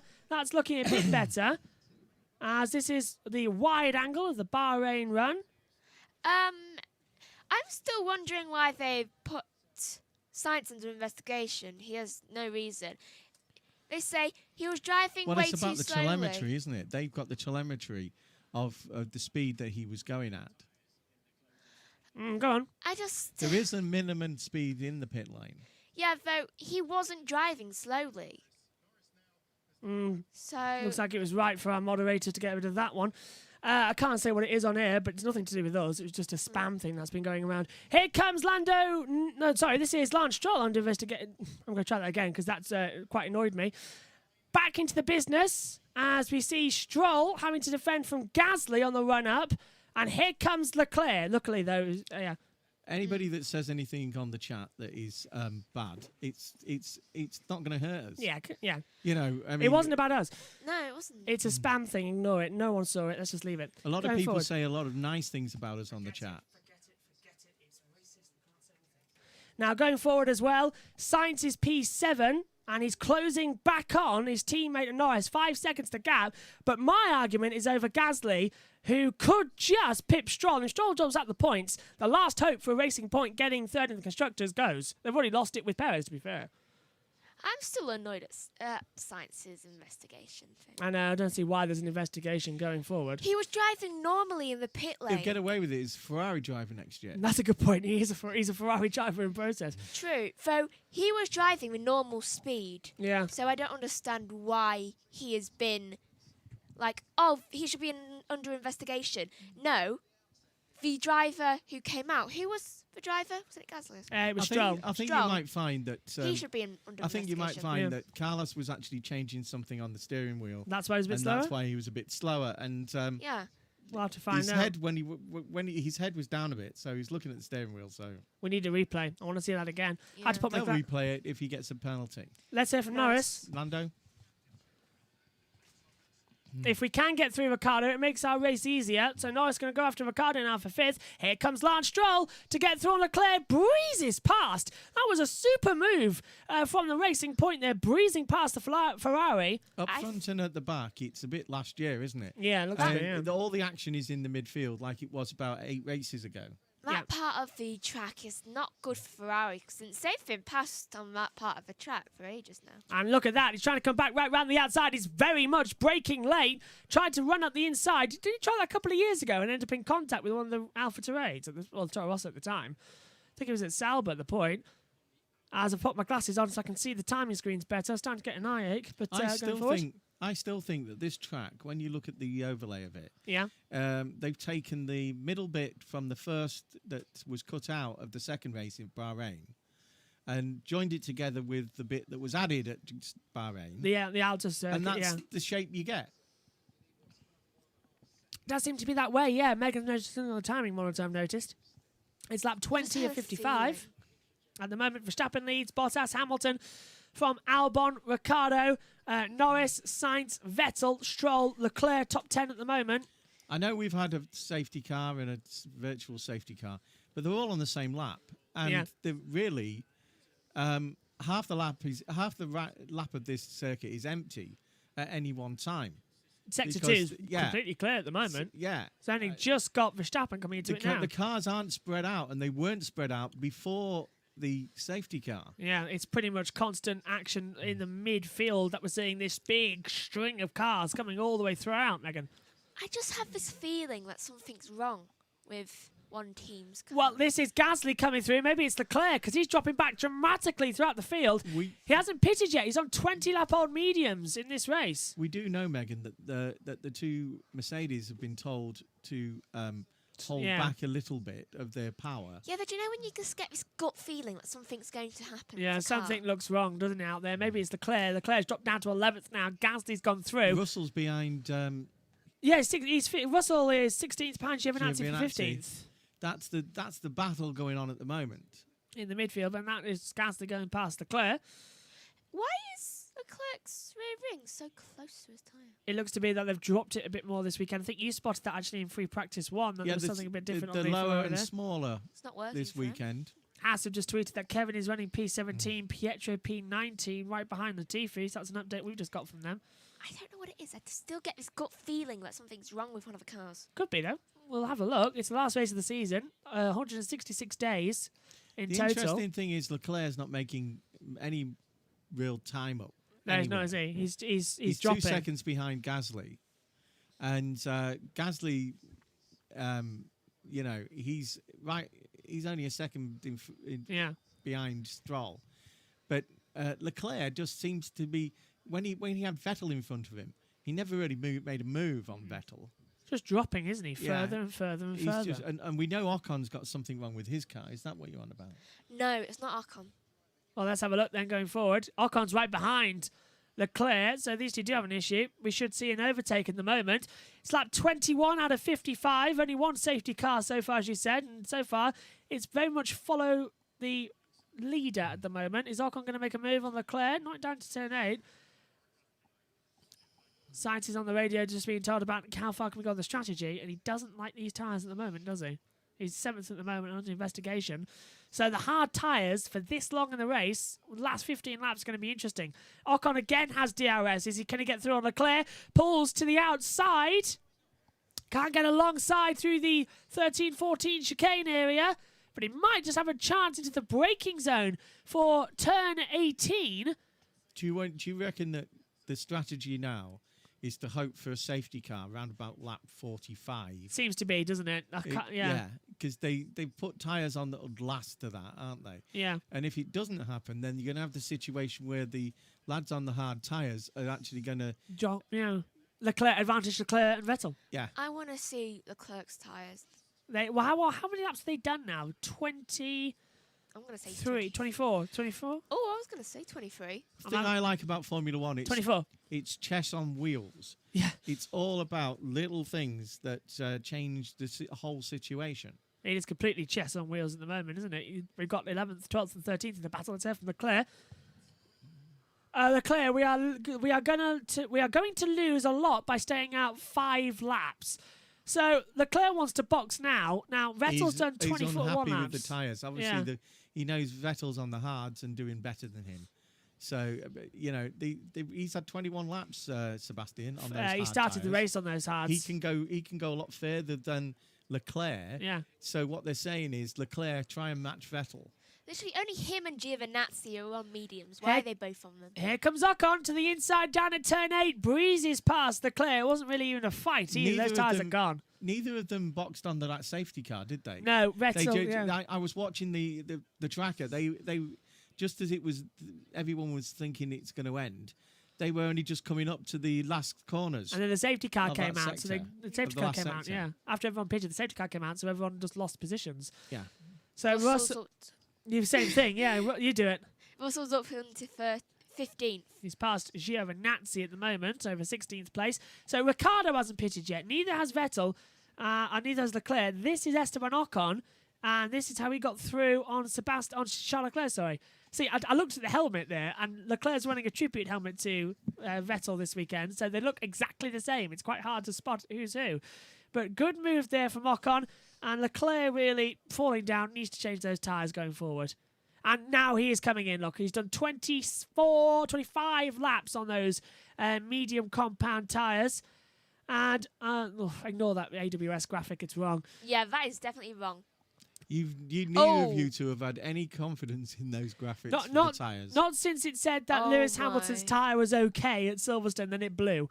Hard tyres going on then for Leclerc. He drops to 19th place and a 3-second start. Megan. Did you see the state of his right Yeah, it was front ring? It was gone, wasn't it, really? There was a dent in it. Has he had contact on the opening lap? I can't. There was a dent on the side. Though on the side that would be in the engine. What the hell? We haven't in the side pod, and we haven't seen anything, have we, on the screen? Lewis asking if the hards are struggling, and the team saying that nope, no one else has reported issues. Sainz expressed discomfort. Didn't Lewis he? isn't fully fit this weekend. He said it himself. Yeah, he said it himself. Right, he's making mistakes. He says that he normally wouldn't do, and that's just fatigue because COVID is a nasty bug. Lewis Hamilton, of course, becomes the first ever Formula One driver and the first ever British driver to have a part of Silverstone named after him. The start-finish straight on the International, where we start the Formula One races, will now be known as the Hamilton Straight. So it's the Hamilton Straight, Abbey, Farm, Village, Loop, Aintree, Wellington Straight, Brooklands, Luffield, Woodcote, Copse, Maggots, Beckett's, Chapel, Hanger Straight, into Stowe, Vale and Club. The BRDC also gave him the silver medal for, which is a beautiful little medal. It is, yeah, he got two, didn't he? And he got two. He won one for his 7th championship, and one for being the British driver in all categories to have scored more points than anybody else. Yeah, I'm just pointing out Vettel, Giovinazzi and Magnussen, who haven't stopped yet. And are still on original tyres in this Grand Prix. The And Ricciardo. BRDC, we was talking about it last week. Yeah. Them and the Racing Foundation and Red Bull Academy in this country and the McLaren Academy actually put a lot of money into the Junior Drivers Programme. Verstappen's being asked for a balance update. And he's saying that this hard tyre is a bit more robust. I think he can last it. Yeah. Every Hard one tyre's a bit more robust. of our British drivers in this circuit, and Jack, who raced last week, have had help in the early stages of their career by the BRDC and the Racing Foundation. Yeah. And, you know, all the Red Bull Foundation Academy run by Dr. Marco. And Ferrari are doing their academy, which is based on all of them, because they've redesigned it, is doing fantastic in the lower formulas of Formula 3 and Formula 2. And that's the way forward, because as Lewis was pointing out, because he wants to help as well, you need money in this business to be in the lower field formulas. And for the likes of this lot to come up, a few years ago, we didn't have any French drivers. That's Albon on the radio. Look how many French drivers we've got now. Yeah. Because the Renault Academy have changed the way they operate. And it's the way forward, because you've got to put, in football, the Premiership puts development money into players. They do the under-23s now. Yeah. As a Premiership Championship like little season, and instead of just a normal reserve side, and that's producing players now, and every sport's got to have some kind of way forward to help the people who can't afford. You can't all be billionaires' sons who race here. So you've got to put the money back into the sport, otherwise the sport will die. Albon's just being told over the radio that he wants to. His engineer's telling him he wants to push in the last sector, and he said mode 9. He says, "You sure?" Verstappen's on the radio saying he's going on that Stroll wide.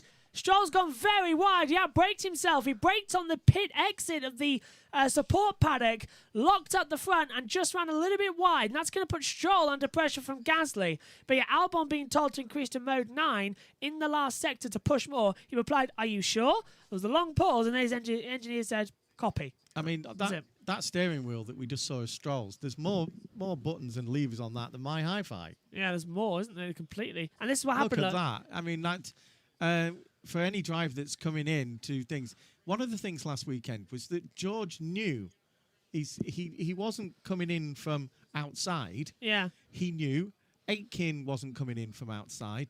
And that's why I think young Pedro Fittipaldi did so well, because he was completely blind when he came into this, because he hasn't been around the Formula One teams. And also going with it as well. And that's why I think Pedro Fittipaldi is doing so well. I know he's at the back, but he's driving a horrible car, and he's doing really well in it. Albon's being told that his pace is now actually quite good. Megan? You're just trying to listen. You were trying to listen through the noise as well. I couldn't hear anything because it was all gargling in you the it was so static. You listen to your father as well, Grasshopper. I'm trying to take in 4 different voices at once. It was Hamilton. Let's have another listen. Hamilton saying, "I don't think these tyres are going to go all the way to the end." I don't think anybody thought they would, Lewis. I think that's what I was hearing in my ear as well. I think that came from Albon. I could make out tyres, so the static was really, A really loud. lot of static in our earphones from the pit lane channel of the radio. This is Sebastian Vettel lapping. No, this isn't Vettel. Look, it's that helmet. Damn helmet again. It's Charles Leclerc in 18th getting past Pietro Fittipaldi. It's that helmet. It's Seb's helmet, but Leclerc's got it changed to the Monaco flag on the middle. I'm surprised that's allowed, actually, to have the same helmet as another driver. I know. Well, why not? Well, in the same team, though. They're actually in different cars, aren't they? So it's technically not the same helmet because it has a Monaco colour. Yeah, but it's difficult for us to tell. Yeah. The first thing you look at is the livery. Then you look for the number. If it's a yellow or good point. Yeah. camera. We were on the onboard just a second ago. That's why we couldn't spot it was Leclerc or Seb. I'm sure all the listeners know that the number 2 driver yeah, so you're right. Number 2 has the yellow camera. Number 1 has red or black. Yeah. Race control. Pit lane incident involving car 55 Sainz will be investigated after the race. Oh, they're looking for to try and stop them. Yeah. I didn't actually know that. What? The colour of the cameras. Is it I didn't there you actually know go. that. There you go. That's something you learn. I've been wondering for ages why the hell they had different It's for the colours. commentators to give them a quick access. That's why. That makes my life much easier. Because it used to be the helmets, but the fact is, right, that... sorry to cut across you there. That was Leclerc going at the front's going, and he's really angry that the front tyre seems to be wearing away on Leclerc. I think they've had the camera system for about 15 to 20 years. Oh, these, but, about 15. It's coming to its own because of the fact that you So can't really see the secondary. numbers. I mean, look at that Williams. You can't see it's 6 or You can't 9, see yeah. the 6 and 9. But 2 seconds, because here comes Latifi to get through Leclerc getting through on Latifi. Pulls through, breezes past. Thank you very much. Leclerc goes through, channeling a bit of Seb. And the halo blocks out the helmet. Yeah, so you can't see much. You got to look at the. That's why it's So the coming back cameras its own. become more important. It also gives you an insight to who the hell the secondary driver is. Yes. Well, it's just first cars, second cars. It's easy to tell. And here comes Leclerc going through on Magnussen as well, down in towards turn 11. So Leclerc, on those tyres, he may be complaining about the front right, but he is catching and passing everybody at the moment. He's now 2 seconds behind Giovinazzi. Verstappen being told that they're happy with the tyres for the moment. And this is a replay from lap 11 of Carlos Sainz driving unnecessarily slowly on the entrance to the pit lane. So is this what they're on about? We had that a few years ago with Lewis. So he held up the racing point. And then that's why they met as well. So that's why they're looking at the fact that it's Mika Salo, race steward. Oh, it's Salo. Well, I'll go on Twitter and see what he tweets to see if he's going to release the information beforehand. It's Gary Connolly and Mika Salo, the 2 most senior stewards in there. But yeah, it's Mika Salo. who I hope has got his phone taken off him for this weekend. Miko does do some controversial decisions. He does. And that's Giovinazzi into the pit lanes. He's a very controversial driver. He was, yeah. Giovinazzi's into the pit lane, so that drops him down to 19th place. Vettel is coming under pressure from Lance Stroll. Now, Vettel is still on those 27 lap old tyres. This is the 28th lap for him on the hards. Stroll is on 17 lap old hards because they pitted under the safety car. Hakkinen, when he had his accident, showed the different side of Salo. Yeah. In that Salo, who grew up with Hakkinen, spent a lot of time in the hospital waiting for Mika Hakkinen to wake up. Yeah. And if it wasn't for Professor Sid Watkins either, we would have lost him. Yeah, would have lost Mika. It was a very, very lucky situation there. Just like Ian Roberts is doing. Keeping Alan van der Meer were brilliant. There was a third medic in that car. Is the local they have the marshal, local doctor. The marshal is the local doctor. Yeah, the track medical officer that follows them around and then goes into the medical car as well. Oh, Megan's taking her headset off quickly. Going forward, let's move that before it falls off. As this is on board with Lance Stroll. Leclerc being told the gap to the car in front is 6 seconds. That's Russell. So Leclerc's now got it down to 5.8 since that. So it's getting good at the moment. Where are you off at the moment? So here comes Verstappen ahead of Bottas. And it's 7 seconds at the moment, trying to hold forward as we just get it going. This is a replay. This is the Haas car under pressure as well. Okay, send Megan back in. Magnussen goes forward, trying to go through, and that's Latifi getting past as well. And Latifi diving up the inside and having a very nice little move on Kevin Magnussen as well on the inside. So it's that 29 of 55 of the Abu Dhabi Grand Prix. This is Vettel's tyre performance graphics. Apparently, the rear left is on 10%, so I wonder what's going to happen with that going forward into this one. Megan Birch rejoins me into the commentary box. Meantime, at the inside, Gasly goes for a late move on Stroll, and they touch wheels. Well, that was always going to end in tears. It was a very late move, Megan, to the inside there, but Gasly... They need to bring Vettel in. They need to, yeah, Vettel's going in, but Gasly's up to 9th place. He's ahead. Why don't you come into the middle? Dad might be coming in soon again. So okay.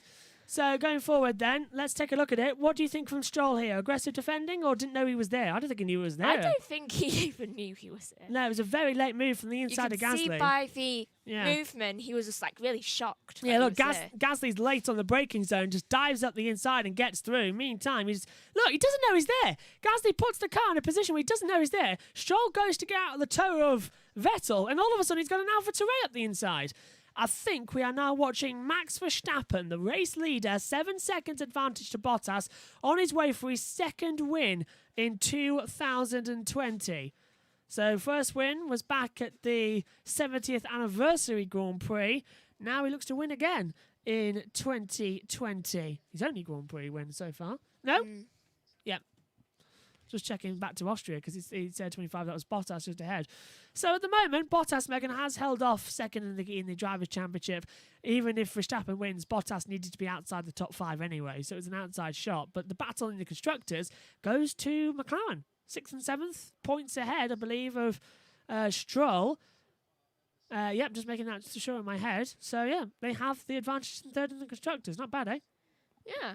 How long do you think we can go then for all these hard tyres? Everyone's complaining about them. They seem to be lasting. They need to bring them in. You said 40 laps to go, didn't you? I just keep doing what I'm doing. Okay, copy Max. So... What does copy mean? Understood. Okay. Yeah, so they're just going to completely go for it there, isn't he? That's it. Megan, you've disappeared now on the other side. So who do you think is going to win this race then, Megs? Because anything can happen with 15 to go. We've got 25 to go. Moment, it looks like Verstappen, though it could be Bottas. You're going to go Bottas. What about... do you Lewis going to try and win? No, I thought not either. Bit of a strange situation to even try. It's lap 31 of 55. I was going to see where Dad's gone. All right, I'll go again. I'll be left to go. As Vettel crosses the line, 8th at the moment. He's got that gap down now a second to Gasly. Gasly's going to try and lead him in. The field now, as we said earlier on, when they were all around the track, they were all in either the 2 sectors, Sector 1 or Sector 2 or Sector 2 and Sector 3. Now they're in all 3 sectors. The field very much spread out now on the 31st lap.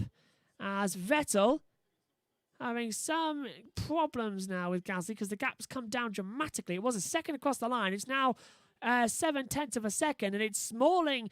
It's decreasing now, smaller and smaller and smaller. Here we go. Cross the line. Here comes Vettel, having to defend from Gasly. And Gasly's going to pull to the inside very late on the brakes, down to turn 8, holding through, and goes into 8th place. Vettel drops down the order. Now, the second DRS zone is coming down to turn 11. He's going to try and have the advantage. Opens up. DRS again. Gasly goes defensive on the inside. Vettel very late pulls round the outside. Now into the braking zone. Gasly doesn't want to give it up. Holds the inside line. Goes a little bit too deep. Vettel gets a good exit line through the chicane and can't find a way through. The track's too one-dimensional to try and get through. Still trying to hold it forward. So now the Constructors' Championship sees Ferrari's still in 6th place. I don't know why we're looking at that battle. We want to see 3rd in the battle at the moment. But Megan, what a start this is happening. As Gasly just gets through on Vettel for 8th and 9th place between them. 7 seconds Verstappen has to Bottas. And I'll tell you what, I've just looked in the group chat, high five. Well, no, if you don't like it, you won't be missed here either. We've got dedicated viewers. We do this for fun. So if you don't like it, and we're not going to stop just because someone says to. Yeah, don't have to watch it. Over to you. Not going to phase us. I'm enjoying it. You're enjoying it. We enjoy it. We've got many fans who are enjoying it. We'll keep going. Now, this is a replay of what happened with Seb, and this is race control. This is Leclerc again. We've cut back. He's run off the track. Now, Hazel Southwell yesterday told us in free practice, so if you do that 3 times at the last corner, you'll get the black and white flag. Do it again, you start getting penalties. So 5 seconds, 10 seconds added on, drive-throughs, that sort of thing. So they've got to be very careful at that last corner to get them through. Now, look at this. Vettel beginning to fall back. He has not pitted yet in this Grand Prix. Ferrari, I think, have fallen asleep on the strategy. Here comes Stroll looking to the inside. A bit too far back to make a move there, but the second DRS zone down to turn 11 will have the perfect opportunity to go through. And unfortunately, I think they've Ferrari once again sleeping on the job, Megs, and they've left him out there way, way, way too long. Yeah. Magnus has been told to box now, and he's just come into the pit lane now. All good's going on. Yeah, Gwenwyn says, I need some excitement in this race. I've fallen asleep. Yeah, I think we said yesterday, me and Hazel South on FP3, this race is never usually exciting. It's a terrible race to end the season on. I would much prefer the season ends in Brazil. That was a great race. Or Adelaide. I loved Adelaide as the last race of the year. Bring that one back. Let's have Australia bookending the season. Melbourne at the beginning, Adelaide at the end. I mean, it can be done, of course, because we've had 2 races in the same place this year. Austria and Styria. Just call it the Australian Grand Prix in Melbourne and the Adelaide Grand Prix in Adelaide. No problem, let's do it. Vettel's on the radio. Stroll 0.8 behind with DRS. Vettel on the radio saying, OK, I'll get eaten up then. Well, Vettel, not really the Ferrari driver in the Scuderia with the prancing horse, more like the Christmas turkey at the moment, having to go forward and forward again. And it's still shocking. It's the end of the year, I suppose you can argue, Megan. The MGUKs and the engine power units as well, they're all sort of crying, they're all wearing out as well. It's all going. It can be done. Good weather. Minor course. Yep, thanks, Gwenwyn. So yeah, let's have 2 Australian races. I think it's both start of summer, both times we're there. So let's do it. 2 races in Oz. That's a nice way to bookend the year. Yeah, I love it. Let's get that done. Stefano Domenicali, if you're listening, let's have a watch of that. It's lap 34.55, the last race of 2020 at the moment. And I'm looking forward to 2021 already. Just 3 months to wait, of course, until testing and the first race in Australia before going off to Bahrain again, then it's China. A to-be-confirmed race as the 4th round, which we understand could be Malaysia, but there is rumours that it could be Portugal as well. But Portugal that early in the year, it's doable, but not ideal. Stroll is shouting over the radio now. He's got no traction at the moment. So Stroll's down into 10th place, and I think he's falling back into the clutches of Ocon. But this is Leclerc down on George Russell, 14th at the moment, looking good. And I think that's heading back in. I'm not sure. Yeah. So we're just missing one member of our commentary team at the moment, which is not always ideal, but it happens in the last race of the year. 8 seconds at the moment. So Verstappen's got this one in the bag, hasn't he? I hate to say it as well. Yeah. It's not been a great race. Abu Dhabi looks fantastic, but the racetrack as well is shocking to end a season on. And it never really delivers all that often going forward. Who do you think, what do you think of Mazepin's seat, Graham? Well, we did discuss this as well. We've discussed it beforehand. Do not like Mazepin. Nikita Mazepin, the sexual assault things he's been doing the past week as well. Did inform you about it, but yeah, I don't like Nikita Mazepin. We can't say too much because of legal reasons if anything happens. But yeah, do not like Nikita Mazepin. Don't like his attitude. Don't like his history in both sport and his personal life. And frankly, if he's coming into Formula One, and it looks like he is, I don't really think anybody will be rushing to interview him or talk to him in the paddock. As Latifi has now dropped down to 16th, Leclerc has passed Russell. So yeah, Nikita Mazepin, not Formula One material in any sense of the word in terms of driving, and he's an abysmal person as well.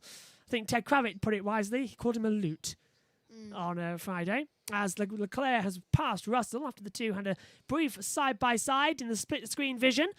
But all's good, and Leclerc's up to 14th now, beginning to close down on those hard tyres. Leclerc could be a dark horse, of course, in this race that we've seen. This is how he did it, side by side, down into turn number 8. Very late on the brakes, actually. I think Russell knew he was coming. Yeah. The way he didn't turn in and sort of backed off. Russell tried with the DRS to go back round the outside, but You Leclerc... can see him slightly looking. Yeah, to the Leclerc side. had the inside anyway, coming back into the braking zone for turn 11. Lap 35 of 55 then, for the Abu Dhabi Grand Prix. Hopefully you've enjoyed the new lap counter as well, because I know people have been saying that they couldn't really see the mini counter that was alongside the drivers' names, so I did my best and got this up. Vettel's been told to stay out again. It's going to be a puncture if he stays out. Well, I'll tell you what, I think this is Ferrari giving one last rotten race to Sebastian Vettel. So his last race for the team, they've left him out there so long, he's dropping out of the points. Ferrari really are just giving the big middle finger, aren't they, to Sebastian? Yeah. And here comes Stroll now. He's right behind him into the chicane of 8 and 9. Opens up the DRS with a kink at turn 10. And now Stroll's going to get past him as well, quite easily. Even just has to outbrake him, really, doesn't he, to turn 11? Although Stroll's actually didn't do it. He's backed off. Now, Stroll I've criticised in the past, but that was an opportunity to put on max attack and get through and get out of the dirty air and the train as you're holding him up to Gasly. Yeah. Gap now between Vettel and Gasly is at 6 seconds. So that's 7 seconds between Stroll and Gasly, and every time Stroll holds up behind Vettel, it's just more and more and more. Hamilton's saying he has a flat spot on his tyre. That's going to give him horrible vibration as well. And we saw what happened at Silverstone. It could lead into a puncture, as you've been saying. What happens if a driver's sick in the car? Mark Webber was sick. Hang on 2 seconds. Vettel pits. So Vettel, after 36 laps of this Grand Prix, has decided to come into the pit lane and put on a brand new set of medium tyres. Now, this has got to be his last pit stop for Ferrari, and it has to be the best stint of his life to try and get back into the points at the moment, Sebastian. 13 straight Q2 and Q1 eliminations this year. And Vettel now 15th. He is right behind Russell and Leclerc, and now he's got to somehow get back into the points as well. Finito, really, isn't it? Yeah. The gap now between Stroll and Gasly is 8 seconds, and that's how much Vettel held up the train behind of Stroll, Ocon, and Kvyat. Added in with that. And there's Daniel Ricciardo running a bit wide over the AstroTurf and nearly almost sliding into the wall, it looked like at the exit. 37 of 55. We're nearing the end of the 2020 season. 2 weeks' time, it's Christmas. And, of course, Hanukkah, I think, coming up as well. Yeah. Yep, lovely. Where is he? I don't know. He'll be back. I hope he is. Anyway, either way, we've covered races before. We can do it. This is Kvyat now in 11th place. He is 5 tenths behind Ocon. Side's being told he's matched Ricciardo last lap. And if they do have to pit again, they'll clear him in the pit stops at the moment. Pace 3.5, they're saying. So actually, Ricciardo's good to the end, it seems. So that's even better news going into this one. That's me with my foot. If you just heard a massive clink, it was me. At the moment. I'm going to go and tell him to come. It's weird that Mercedes is so far behind. Yeah, well, Mercedes coming into this race had MG UK issues anyway, and that's why they've had to turn them down for this race. So Verstappen and Red Bull beat Mercedes in qualifying on actual pace. It wasn't anything to do with Mercedes backing up. They beat them on pure pace, and they beat them in the race as well on pure pace. Mercedes have got to the end of a very tricky year in terms of holding all those engines together, and that is why we are seeing them now in Abu Dhabi just turning it down a little bit and trying to get to the end of the season, because they had to push them so hard in the early stages as well, because they were still battling between each other. And it went on and on and on. Hamilton won 5 races in a row as well, and they've had to stay in one power mode since Monza. Yeah. So that's going to put a massive strain on the engine, as we told you in Monza. So it's going to be interesting to see if anyone actually makes it to the end, bar Perez, who had a new engine, and it still went wrong. The look for that guy is unbelievable. Hopefully we'll see him back in Formula 1 soon, Sergio Perez. Fittipaldi's 19th, Magnussen is 18th, Latifi 17th, Giovinazzi's 16th, and Vettel 15th at the moment.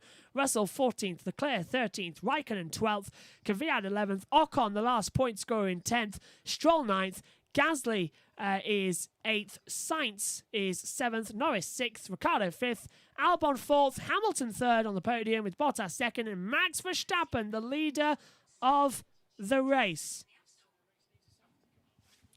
What was that? Don't know. Russell's been told he's having a problem down at turn 2. Rybazone says, yeah, Perez had no luck today. No, I completely agree with you. Absolutely no luck. It is so disappointing. At least as Megan said at the beginning of the broadcast, the last race he actually finished, he won. So he can go out sort of on a high that he is a Grand Prix winner in Formula 1. We've had 2 first-time winners this year. It's been absolutely delightful with Gasly and Perez. 5 winners in total. It starts off with Bottas, then it was Hamilton, Verstappen, Gasly, and then Perez, the most recent. As Dad said earlier, I think it was, 14 top on the podium as well? 12. 12 on the podium, yeah. So that's, 8 drivers, none on the podium. That's impressive in this year. Not every day that happens. That we had so much diversity in this 2020 season in terms of podium and pole positions as well. Stroll took pole, Verstappen took pole, Hamilton and Bottas have taken pole as well. It's been a good year for Formula 1. Unfortunately, it ends on a bit of a bitter note in Abu Dhabi. Ricciardo being told, I think he's closing him down. And Ricciardo's going to plan C, and Ricciardo's doubting it, saying, for reference, let's go plan A. So now they're going plan A. So Ricciardo counteracting his own strategy there as well at the moment. So race pace at the moment, Hamilton's doing 141s. He's the quickest, but Vettel's doing 141.4 as well on new tyres. So, as I said, the difference between the hards and the mediums is 0.2 of a second. So it's going to be a close race anyway in terms of trying to undercut your rivals with a different tyre strategy. So it's always a bit different. Yeah, and I think Verstappen's doing quite well. I wonder how his tyres are doing. Verstappen at the moment, 7 seconds, and he's on 28 lap-old hards, and I think they're doing okay from what we can hear in the radio. He's been having okay runs throughout this Grand Prix. But I'm sure you're disappointed. I'm disappointed as well, because we've had about 6 classic races in a row. Ever since Eiffel, they've all been fantastic to go into it as well. Portugal was brilliant. Turkey was fantastic. Imola was brilliant as well. Bahrain, fantastic race after the accident as well, because it was so close. Shakir, a godsend of a race on that short track. And this one here, a bitter taste to end the season on. But I think what you're seeing is everyone's tired. It's been 166 days since the season started. 17 races in 5 months is grueling. Yeah. And we're certainly feeling tired. We can't wait for the season to be over for another one as well. The jet lag must be horrible. For everyone getting back, yeah. So, yeah, we're tired. I'm sure you're tired as well of watching constant motorsport in a condensed schedule. Next year, though, 23 races across a longer period of time from March to December. So, hopefully, across, 10 months in total? Yeah, 10 months of racing compared to 5. It's going to feel like a holiday. Ricciardo's coming into the pit lane then, Megan. So that's his first stop of the afternoon. He's going to change over from the hards. And presumably, he'll go over to a set of softs. I think he's got one. Yeah, he's got 2 sets of soft left, so put on softs. Oh, of course he's gone medium. I feel that's a wrong call. He should have put. He's got 2 brand new sets of soft tyres on the C4. And it's only 15. Yeah, laps I left. would have gone for that and just gone flat out and gone for it. Also, mediums have been very good this year. I haven't. No, you're right. So as you can see, it's that 40, 55, and as I think we're still hearing as well at the moment, the fact that we're seeing coming out of the pit lane, Ricciardo's just ahead of Gasly at the moment. Megan. So I think Ocon needs to just hurry up a bit because he's just. He got held up though, but he's 2 seconds now behind Stroll. But still, the gap between Gasly and Stroll, 7 seconds. Ricciardo told to box, but that was already a lap ago, so that's a delayed message. But Verstappen saying that the compound that we're on seems to be okay to the end of the race. So it looks like this is the end, unless something dramatic happens. We're into the last 15 laps of the race. It's lap 41 and 55. We count the last lap. And we're into that phase that Dad always likes to talk about, how it does get exciting. 15 laps, something just starts to boil. And, of course, it looks like McLaren have wrapped up 3rd place in the Constructors' Championship. I'll tell you, the one person I feel sorry for 2020 is actually, as we just see, Charles Leclerc going to make a move on Kimi Raikkonen round the outside. That's a very late move and a very brave one. They're side by side through the chicane. Raikkonen comes out back on top. Leclerc tried to make the move through the chicane at turns 13 and 14. Couldn't pay off. And that is, Raikkonen up now ahead of Leclerc. It's that helmet, that damn helmet. And that was nice to be around the Grenwell outside. says, "You know what? I would have been interested in Alonso Ricardo partnership. So would I." I would have. That would have been lovely. And except that we get Ocon and Alonso, which I think is going to be an interesting one. Nearly had a front wing off there for Charles Leclerc as Raikkonen tried to cut back through. But what was I saying just before that happened? See, this is the problem. Late in the year, everything just goes out of your head as well. But as we see, it's all good so far. Hamilton's running in 3 seconds behind Bottas at the moment, so not going to go out well there. But yeah, the off-season is going to be fun. There's a lot planned for the off-season here on the YouTube channel. We're going to have interviews with Formula 1 journalists and hopefully drivers of the past as well. Of course, can't go see them and meet them face to face. It'll all have to be done virtually because of we've still got COVID at the moment. So that's going to be nice, I think. I mean, you saw yesterday, if you were watching Free Practice 3, Hazel Southwell kindly joined us in the commentary box for the session, and it was an hour session. We ended up chatting for about 2.5 hours. Fantastic as well. Oh, hang on, that's Vettel. That's Vettel passing Russell for 14th. That's interesting. Gwenwyn says, what you're disappointed in this season, what you were saying. Yes. What was I saying about being disappointed? Yeah, that was it. Thank you, Gwenwyn. I've remembered. Yeah, the one person I feel sorry for this Grand Prix is the Channel 4 F1 commentator Ben Edwards. Today, he's decided to step away from the highlight commentary on Channel 4. This is his last ever Grand Prix in Formula 1 commentating, and he's been delivered this. As the last race. So I feel, because Ben in the UK, he commentated on IndyCar when it was in the kart days. He's done Eurosport for Formula 1. He did F1 Digital Plus, which was a Sky Sports thing back in 2002. And then he joined BBC in 2012. All throughout, he's commentating with Channel 4 as well. He has been one of the top-notch guys out there. And it really upsets me that the last race of the year isn't an absolute cracker for him. So, Ben, as well, enjoy your retirement.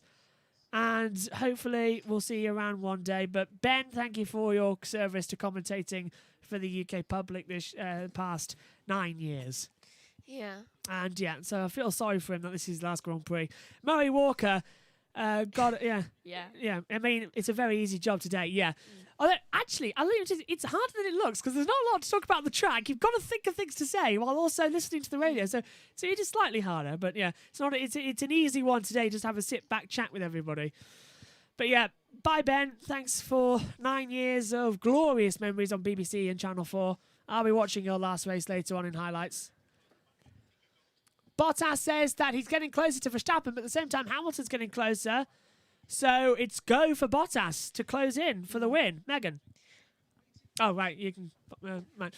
So, hopefully you'll all join us in the off-season as well. Later on tonight, we have the Sunday race review with sort of a wrap-up for the year. So join us for that. We're just seeing a replay of Valtteri Bottas sparking a little bit of the front wing coming through the chicane at turn 12 and 13. Not a lot of damage, but he's starting to push. Yep, so I just want to also take this opportunity quickly while there's not a lot of action on the track. Thank you to everybody who's watched this year on YouTube. Across the practice coverage, our qualifying and our occasional Grand Prix streams ever since that we decided to just do them all in Eiffel. Thank you for watching. It has been an honour to bring you watch-along coverage this year. Thank you all for tuning in and watching us as well.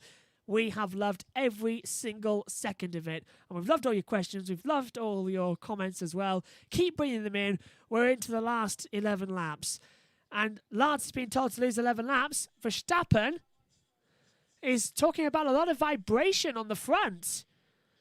So Verstappen's got vibration and Bottas is coming into now to attack. It's not over yet, is it? In 2020 for the Grand Prix. They've all got to go. They've all got to push harder and harder. What was your first coverage? We did, in terms of here on YouTube, we did it since last year, but in terms of commentating, this season, thank you, we did the British Grand Prix live with a very basic, just a webcam pointing at us and we were commentating. Did that again at Mugello. And then from Eiffel onwards, we had the webcam up here. We started adding graphics and everything and added on. But we did radio commentary of one practice session for the first 3 rounds. So both Austria's and then Hungary. Then we did the watch-along coverage for the British Grand Prix and went on just to do it from there. And then ever since Eiffel, we've done every single session live. And next year will be just the same as well. Just explaining how we've done sessions live since Eiffel. Yeah. I'll just thank them all as well for joining us. It's been fun. And now, though, this is Hamilton, 3.2 seconds away from Bottas. So Hamilton's closing in, and Verstappen's coming in too. Where is he? As well, as he keeps going through. So it's like 44. Sorry, go on. It's like 44, and I am surprised at how Ricciardo is doing. Yeah, 4 laps on the mediums. I'm surprised he went that long. He's going to start firing back, isn't he? This is going to be something to watch for Ricciardo. So he could still muck his points for McLaren in the Constructors' Championship. 11 to go, about to come 10 to go in 2020. Vettel being told to watch the tyres at turns 2 and 3. So he's been told to watch the tyres at the exit turn 2 and 3. So that's the sweep up the hill. Yeah. 10 metres elevation change maximum. That was it going there. So yeah, the first race live we did was the British Grand Prix. We then did Mugello. And then every session since Eiffel. And our first radio commentary was at Austria in FP1. And then, I don't know why we decided to do one session. It dawned on me at Silverstone, let's do them all. And then after, it sort of went, oh, in Eiffel, we've got all the new equipment now, so let's do we didn't live. have the necessary equipment to do them all. We didn't. We now, in the commentary box since this year started, we've got a computer, a proper PC in the side of the commentary box that runs all the graphics on OBS, and that's what we've been using throughout since Eiffel as well. You're probably going to talk about this later, but your breakout driver of the season. We will, but I'll discuss it now. I think breakout driver of the year, Lando Norris. I was going to say Norris. Norris was quick last year, but got a podium in race 1, and he's been consistent all year long. He's been really fast. I think next year with the Mercedes engine, he's going to be top. He's going to be top somewhere. Yeah. So I'm going to say Norris. 10 to go in 2020. And look, this is where it all starts to get interesting. The top 4, same tyres as well. And if you're, so Ribozone said, McLaren will be 3rd in the Constructors' Championship. If you told me that at the beginning of the season, I would have called you crazy. Yeah, I think everyone would have called you crazy. Although they were actually leading the Constructors' Championship after Austria. If anyone remembers, because they finished 3rd and 4th, and they had the lead in the Constructors' Championship by 2 points to Mercedes. Strange. Yeah. So if you told me that in Austria, I wouldn't have believed you. They would have held on to 3rd place. I agree. But if the season happened normally and you told me in Australia, I would have called you something I would have called you crazy as well, because Yeah. Racing Point surely would have taken it. And I think Hazel pointed out yesterday, how have Racing Point not wrapped it up yet? They've got a know. copy of the Mercedes car from last year, and they're not second. It's completely Very bizarre. surprised. And as in the moment, I think Gwenwood says, yeah, same here. Yeah. And actually, I'm going to do a personal shout out to you two, Ribazone and Gwenwood. You two have been our two most commenters this year. Yeah. Ever since Austria, and all since I think when you joined us at Mugello. So thank you to you both for watching as well. Thank you. Keep your comments and stay with us for 2021 as well. Come back as well, because it's going to be bigger and better. Fingers crossed, unless I get the F1 TV job. Then you Yeah, just but have you to do join me on. realise that Yeah. I'll probably just be like, okay, I'm just going to Yeah, you'll just take over, yeah. Unless I get the F1 TV job. I always had the big three. I always had to be... I'm going to have to get closer. I always had the big three, top three, yeah. That 47 of 55. This is the Williams of George Russell, just circulating. Christmas hat on now, George Russell in the Williams garage. Why did they do that? Hello. I mean, why did they just put him in weird places? Ribazon says, I'll be there, don't worry. Good. Australia, 2021, pre-season, actually. Yeah. Whatever happens with pre-season testing, we'll be there. Either on site or here in the UK. Be wary that I'll look a bit grumpy. Because Yeah, I'll be Australia will be... If I don't get the F1 TV job that I'm going to go for, You'll see me just glaring yeah, at Joshua. Australia is going to be fantastically fun. I literally just glare at him like this. Yeah. It'd be actually, Gwenwyn, it'd be a reasonable time for you. And this is what Hazel Southwell was talking about yesterday. It's a black and white flag for Charles Leclerc, exceeding track limits as well. And this is why he's done it over 3 times now, coming into turn 20 and 21. And race control, black and white flag.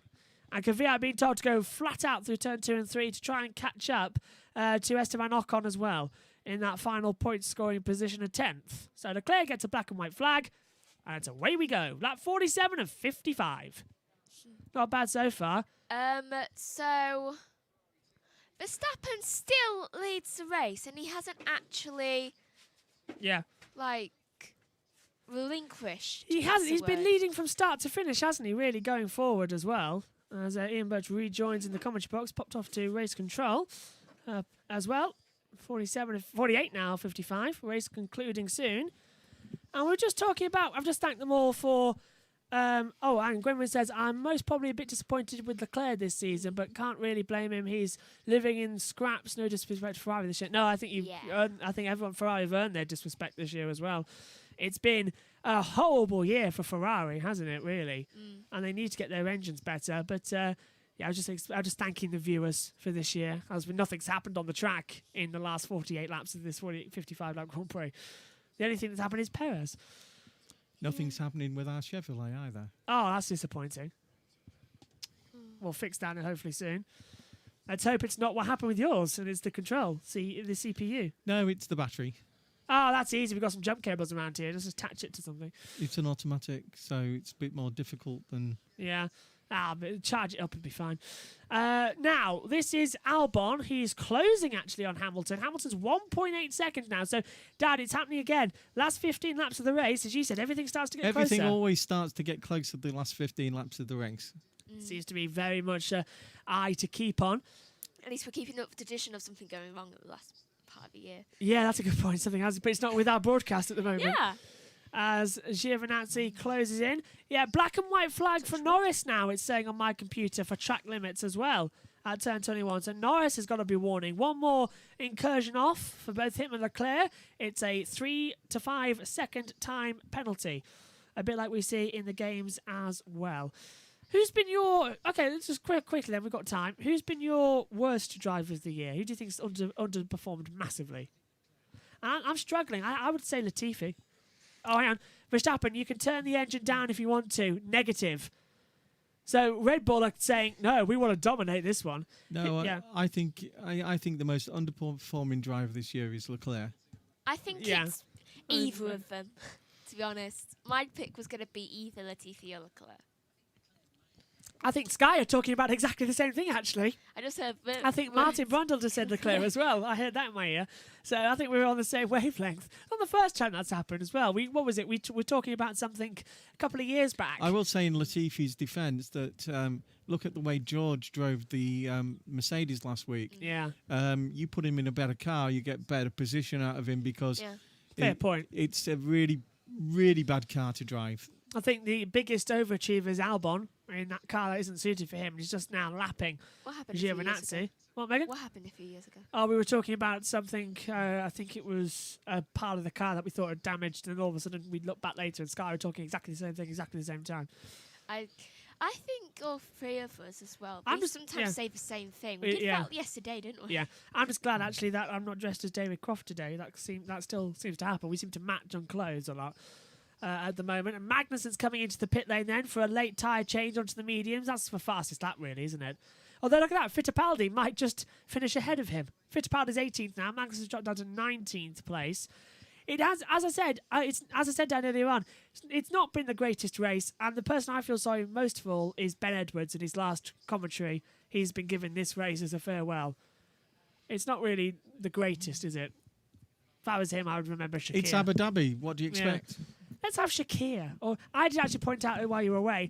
Let's have Australia at the start of the end of the year, but Melbourne and Adelaide. It's the only time this race will ever come alive is if there's something really to fight for in it. Yeah, like a And championship. usually yeah. the championship's gone by now, and so is the constructors. I know they've got a really lot to learn. Hopefully, I think there's a definite advantage to having a shortened calendar. The people of Abu Dhabi don't care. They just have the prestige of the last race of the season. Yeah, they just put it around the track and they don't do anything about it. Although it's a bit of a Paul Ricard, it does have numerous layouts. It's more like Let's the try one. Monaco of Yeah. because it's off track. It's all Yeah. about the prestige and people with a lot of money, isn't it? The Duel in the Desert, Part 3. We've had 3 desert races in a row. We've had Bahrain, Shakir, and now Abu Dhabi. 3 duels, 3 night races as well. I mean, you've got to admire the money that they've spent on this track. Yeah, it was built on marshland as well, of course. It's the old fishing dock area, a bit like how Valencia was. But they really did upscale it a lot. And I did hear rumours it's actually sank a little bit compared to when we were first racing in 2009 because it's on marshland. Part of the track has actually sank, and that's why you're seeing elevation changes at part of the track. So that little hump there at turn 14 wasn't there in 2009. It's risen over time. So the whole track could be a Kailami situation of a massive uphill stretch into turn 1. So the last 5 laps of 2020. It'd be funny. Fittipaldi's just come into the pit lane as well, by the way. So that's him behind Magnussen again. 15 years in the future. Around that thing, it's just like that.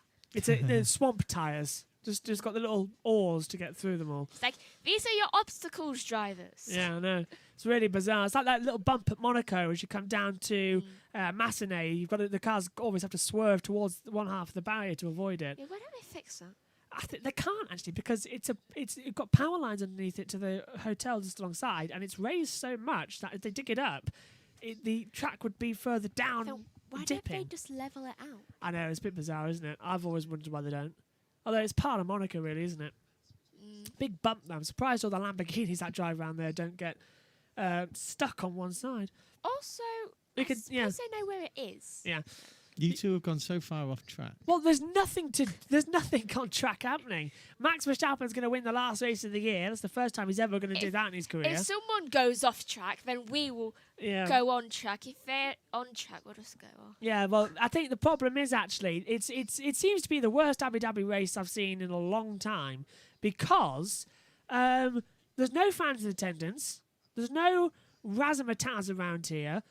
There's going to be fireworks, but the hotel is usually alive and all lit up, and there's parties happening. Yeah, there's We've all lost the atmosphere. people that Yeah. have lost the atmosphere completely, haven't they? Yeah, and it's not really worked. I think this is the one race that hasn't worked behind closed doors. Is the Abu Dhabi one. Yeah. Although I must admit, who's paying the electric bill? We've had 3 night races in a row.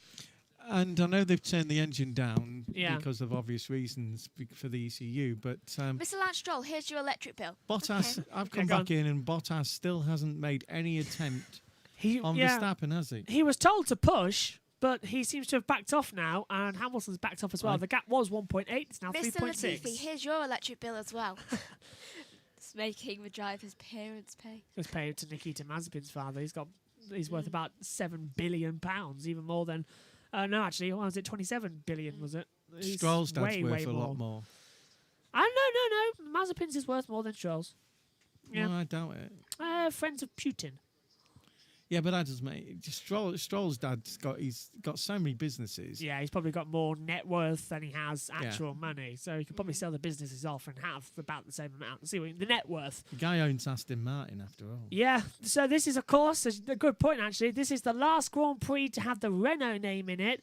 It's also the last Grand Prix for the Pink Panthers of Racing Point. Next year, Renault will become Alpine Racing, and Racing Point will become Aston Martin F1.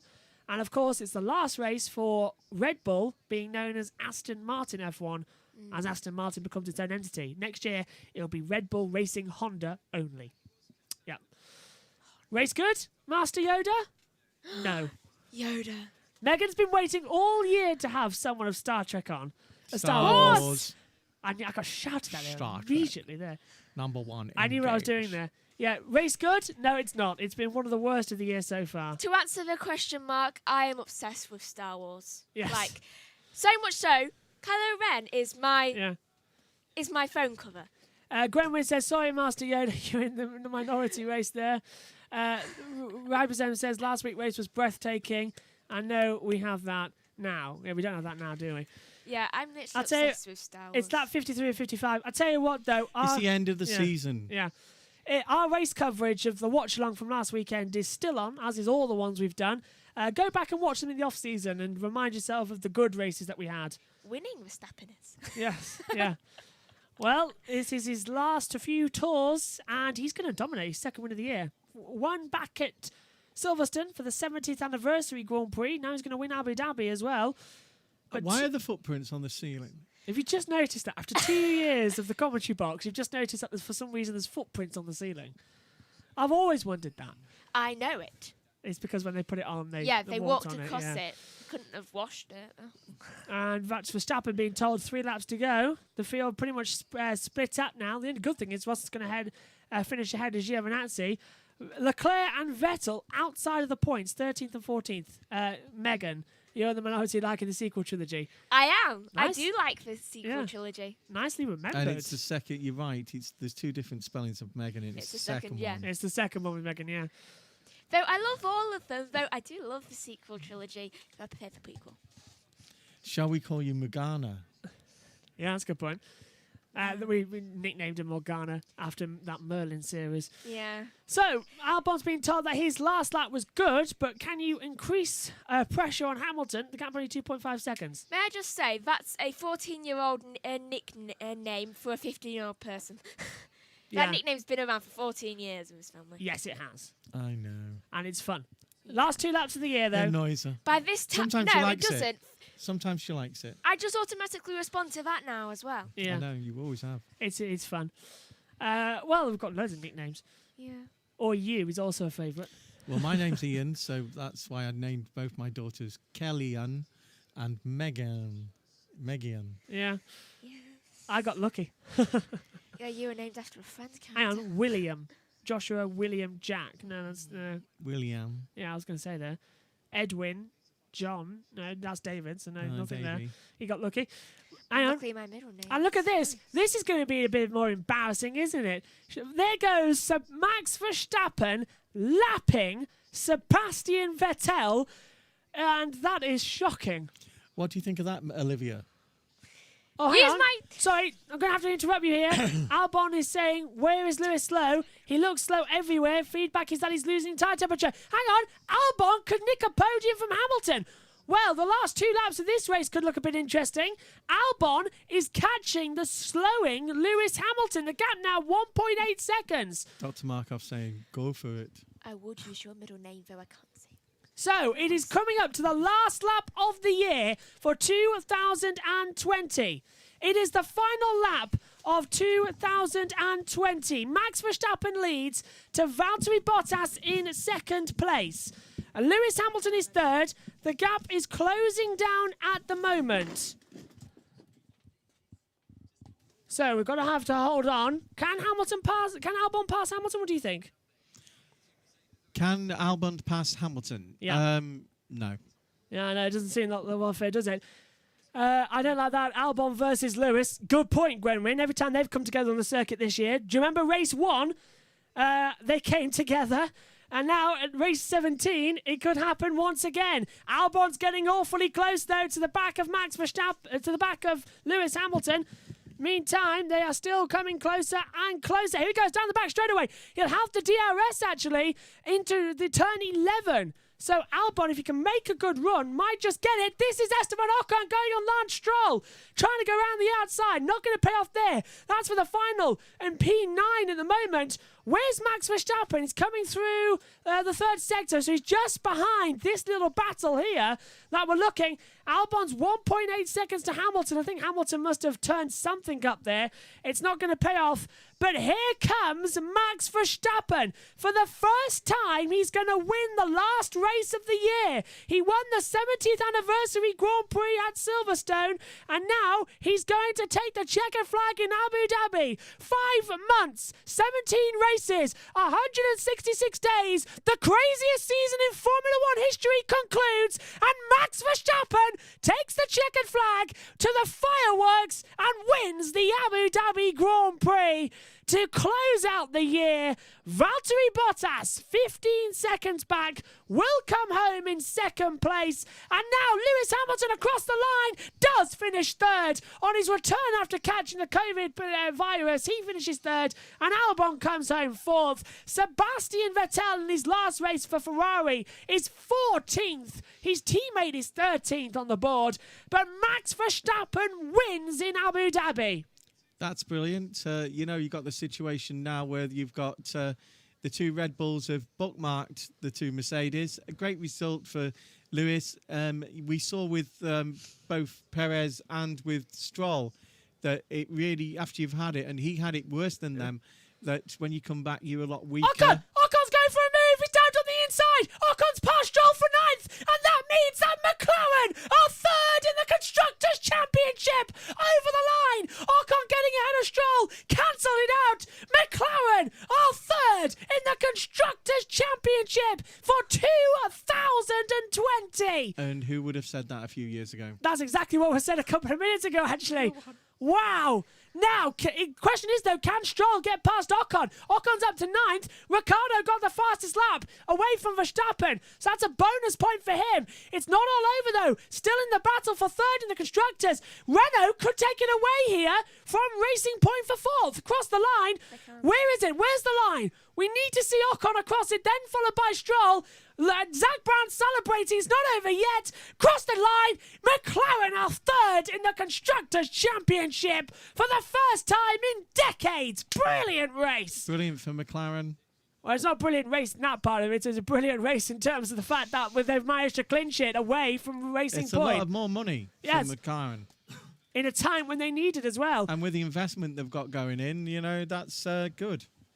Megan, what do you make of that last race? Not boring, but the ending. At the end. Yeah, the last lap livened up a lot, didn't it?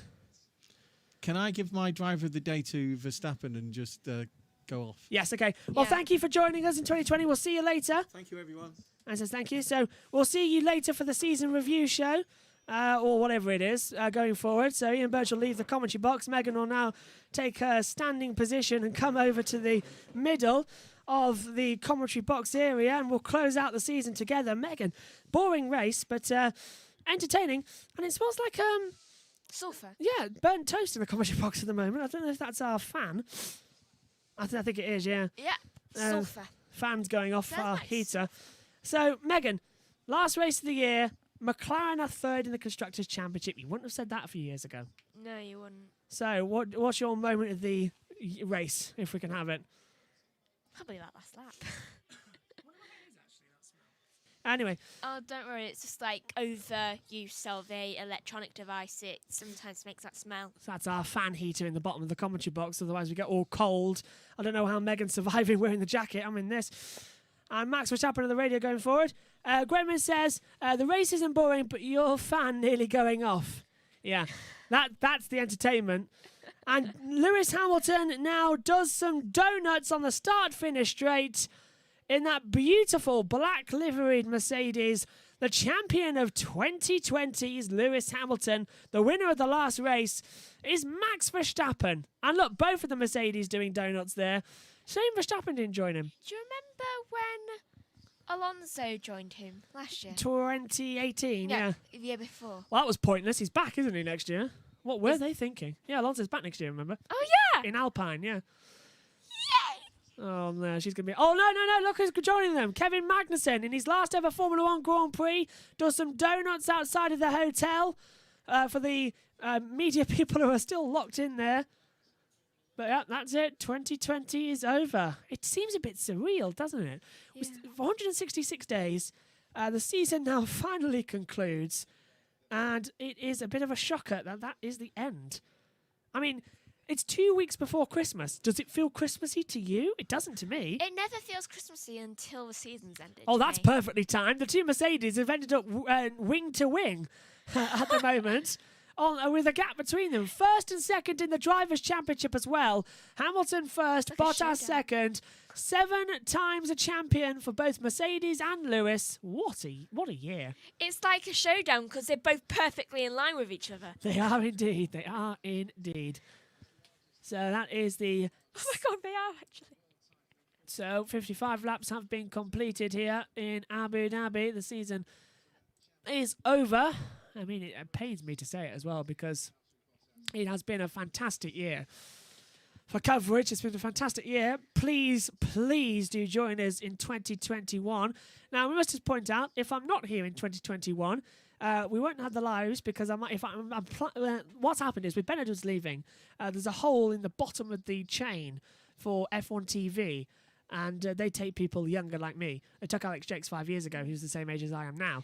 So if I do, by some miracle, get the F1 TV job, I'll be on the Pit Lane channel on F1 TV's app. I have a feeling if you do get that, then I'll just take over. So. Yeah, you get that feeling. But if not, we will be back right here in 2021. And even still, if we don't do the races, it means that if I'm at F1 TV, I'll have behind-the-scenes access. I'll do some vlogs. I'll vlog. I'll get everything out for you. I'll just get in a suitcase. Yeah, I'll do all the reports I usually do. I'll do vlogs as well, behind the scenes access. I'll take you everywhere. Don't worry, you'll come with me. I can fit in a suitcase as well. Yeah, so you can. Simple. But if we are still here in 2021 on the same things, then please do come back. We're still going to be accessing over the off-season. We've got loads of interviews coming. We've got more coverage. We've got our radio podcasts that you can listen to from the race reviews that are the Grand Review podcasts that are coming out throughout the off-season as well. We've got interviews. We've got esports series as well. If you still want to hear my commentary, BBB Racing 1 on Twitch and on YouTube. We have esport races as well. And it is going to be fantastic. I can't get throughout the season without doing this at least once. Yeah, I know. She's sitting on my shoulder now. Go on. Do you know what we should also do? I think we should do a racing thing. Yeah, we'll do that as well. We'll have some racing competitions between me and you as well. Yeah, because last time I won somehow. Well, let's get that done as well. You'll be sick of the sight of us by 2021. Riverson says, will you take Megan as your intern? No, if I haven't got the job yet, I'm applying. You should. I'm applying. Otherwise, I'll make your life a living hell. I know, but Megan, I've already said, if I do, by some miracle, and it would be a big, big miracle if I do, when I apply and send it off, if they accept and give me a chance, then Megan's coming on at some races. I'm not leaving. Yeah. I should be coming on the PLC. But I haven't got anything yet. I'm gonna. So now the season's over and everyone starts looking ahead. I'm gonna send off some stuff that we've done. Send them all the CV, invite everything. Send it over and say. That reminds me. I need to do my personal statement. Yeah, send it over and say, you're brilliant. I want to work for you. Let's make history. Let's have some fun commentating on Formula 1. So I'll send that over. But it looks like it still could be that we're still here in 2021, which I'm going to enjoy even more because I've enjoyed covering on YouTube. And now we know that the 2-screen works with the virtual. Yeah, with the virtual, then we know it works and get more journalists on during the sessions as well, more interviews. So even if we have to wait a couple of years, next year's going to be fun. Thank you, Vibers, and saying I hope I get the job. I'm going to apply soon. Now that the season's over, it's before Christmas. Get that sent off. If he does, then I'm just going to take over this. You'll be seeing me. All right then. Yeah, just. Over you go that side then. Oh, this feels unnatural. Me standing here. I know. Change back. I know. That's my side of the desk. I'll still be here. many trips I've made. No, you'll be here. You have to move No. into this position. No, Dad can go there. I prefer here. But this is where all the computers are. But this is where I've stood all my life when we do the commentary. Yeah. Well, the reason, if you ever wondered why this is the way we stand in the commentary box as well, because I've got a wall here where I've got some notes stuck up as well, but it's all the control deck for the computer as well. That's in front. Also habit. Yeah, and Megan's this side as well. The Megan Show coming soon. Yay! You used to commentate on Practice 3 on your own. That was I did. That I was should interesting. start doing that again when I'm less busy. Yeah, hopefully next year. Even though my teachers think my choices for subjects I want to do for college next year are a bit extensive. Nah. You can analyse everything. I know, though Yeah. it's a lot of coursework. So, just quickly then, what are, I think Gwenwyn and Rivers are still in the chat. What is your... let's have a look. You'll be the Norris of journalism. I hope so, yeah. As well. And Brad, do you film in your house? Yes, yeah. This is the garage section. We've just got the flag up as well. And if you can see what's in front of us, it looks like a commentary box in front and behind. But if you look behind the curtain we've got set up, that is just a normal garage. It also doubles as a room to do your work in peace. Yeah, it's a nice little convert as well. We both just come in here when we need to do our work. Yeah, so yeah, filming in the garage. Well, we thought when we were looking for a commentary box setup as well to do all the YouTube stuff, we thought, well, Formula One, pick garages, let's do it in the garage. Yeah. Let's do that. Let's give it a bit more of a feel of a sport and a oily, greasy, working sort of situation. Yeah. We enjoy it. Hopefully you do too. It's also easier. Yeah, it's very because it's a long room to stand as well. Yeah, so we don't have to be like this, like we used to be. Yeah, we've got a bit more room. We have like that. Yeah. And we can have 3 people at once. So, yeah. What is everybody else up to then during the off-season and the holiday periods that are coming up before? What's everyone got planned? I want to know. Send it in. We want to know. This is the last time we'll be live this year because we've got a pre-recorded show coming up later for the Sunday race review, which is sort of like our wrap-up of the year as well. So hopefully you'll join us for that as well. But this is our last bit of live before the podium as well. So while you all get typing and send us in, I'll read out the results. It's Max Verstappen, who has won the Abu Dhabi Grand Prix from Valtteri Bottas second, Lewis Hamilton third, Alexander Albon fourth, Lando Norris fifth, and in sixth place, we see Carlos Sainz. That means they've wrapped up the Constructors' Championship for third place. Ricciardo 7th, Gasly 8th, Ocon 9th, Stroll goes 10th and gets the last point from Kvyat, Raikkonen, Leclerc, Vettel's 14th, Russell 15th, Giovinazzi, Latifi, Magnussen, Fittipaldi's 19th, and the only retirement goes to Sergio Perez. Gwenwyn says, I like my cricket, we'll be watching my Aussies, got the football frenzy as well. And Brad says, do you study journalism at university? No, I finished at the beginning of this.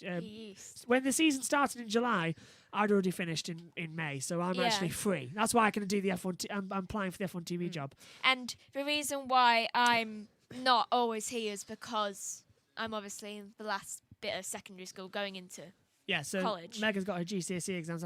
That's why we see Ian Birch dropping into the commentary box more often as well. I can't. And yesterday, Hazel Southwell kindly joining us for free practice 3 just to lighten the load on you. She got mock exams. Yeah. So thank you to Hazel for joining us. Thanks to Ian Birch. Thanks to you, Megan, for commentary this year. It's been fantastic. I make time. Yeah. Ribosome says, get the football frenzy. Yeah. Good luck, Gwenwyn. Have a good one. Brad says, do study journalism at university. Just said that. So I've finished now. Ribosome said, well, now I'll wait for the 2021 season and studying for my exams. Good luck to you too, Ribosome. I'm in the same boat. Exams, it's just hellish. He's at university. Yours is GCSE. I know, but they're still hard. I personally hated GCSE more than I did the university stuff, to be fair. I actually quite enjoy studying. I enjoy studying science more. Don't forget, if all goes well, we'll have pre-season testing as well going up. Not very far for now, as well from Gwenwyn there. If we are back next year, we'll have pre-season testing still, all wrap up as well. 2 more months until the season starts. Well, 3 really, isn't it? Well, testing's 2 months away. Yeah. The 21st of March, 2021, the Australian Grand Prix. And that means we'll be on the Thursday, and the 19th, we will have all of the action for FP1 and 2 as well, or whatever the format is next year. Megan? No, it's not the Austrian. Yeah, the Austria, Austrian 6th of Grand Prix June. is on 4th of July. Yeah, it was the same last year. Well, this year, actually. Onto the podium comes Lewis Hamilton in 3rd place. Valtteri Bottas takes 2nd. And absolutely fantastic, we get Max Verstappen winning. Oh, so you do the YouTube streams to audition for the F1 TV job? Yeah, basically, yeah. Yeah, they're also For fun. Yeah. We did it Not just anyway. that. We did Yeah. a YouTube channel where we did the commentary, so we thought, let's just whack it online live. Makes Yeah. sense. Yeah, so absolutely. Here's Max Verstappen then, the winner of the 2020 Abu Dhabi Grand Prix. His 2nd win of the year, his 1st being at Silverstone. And I think we're going to hear the Dutch national anthem now.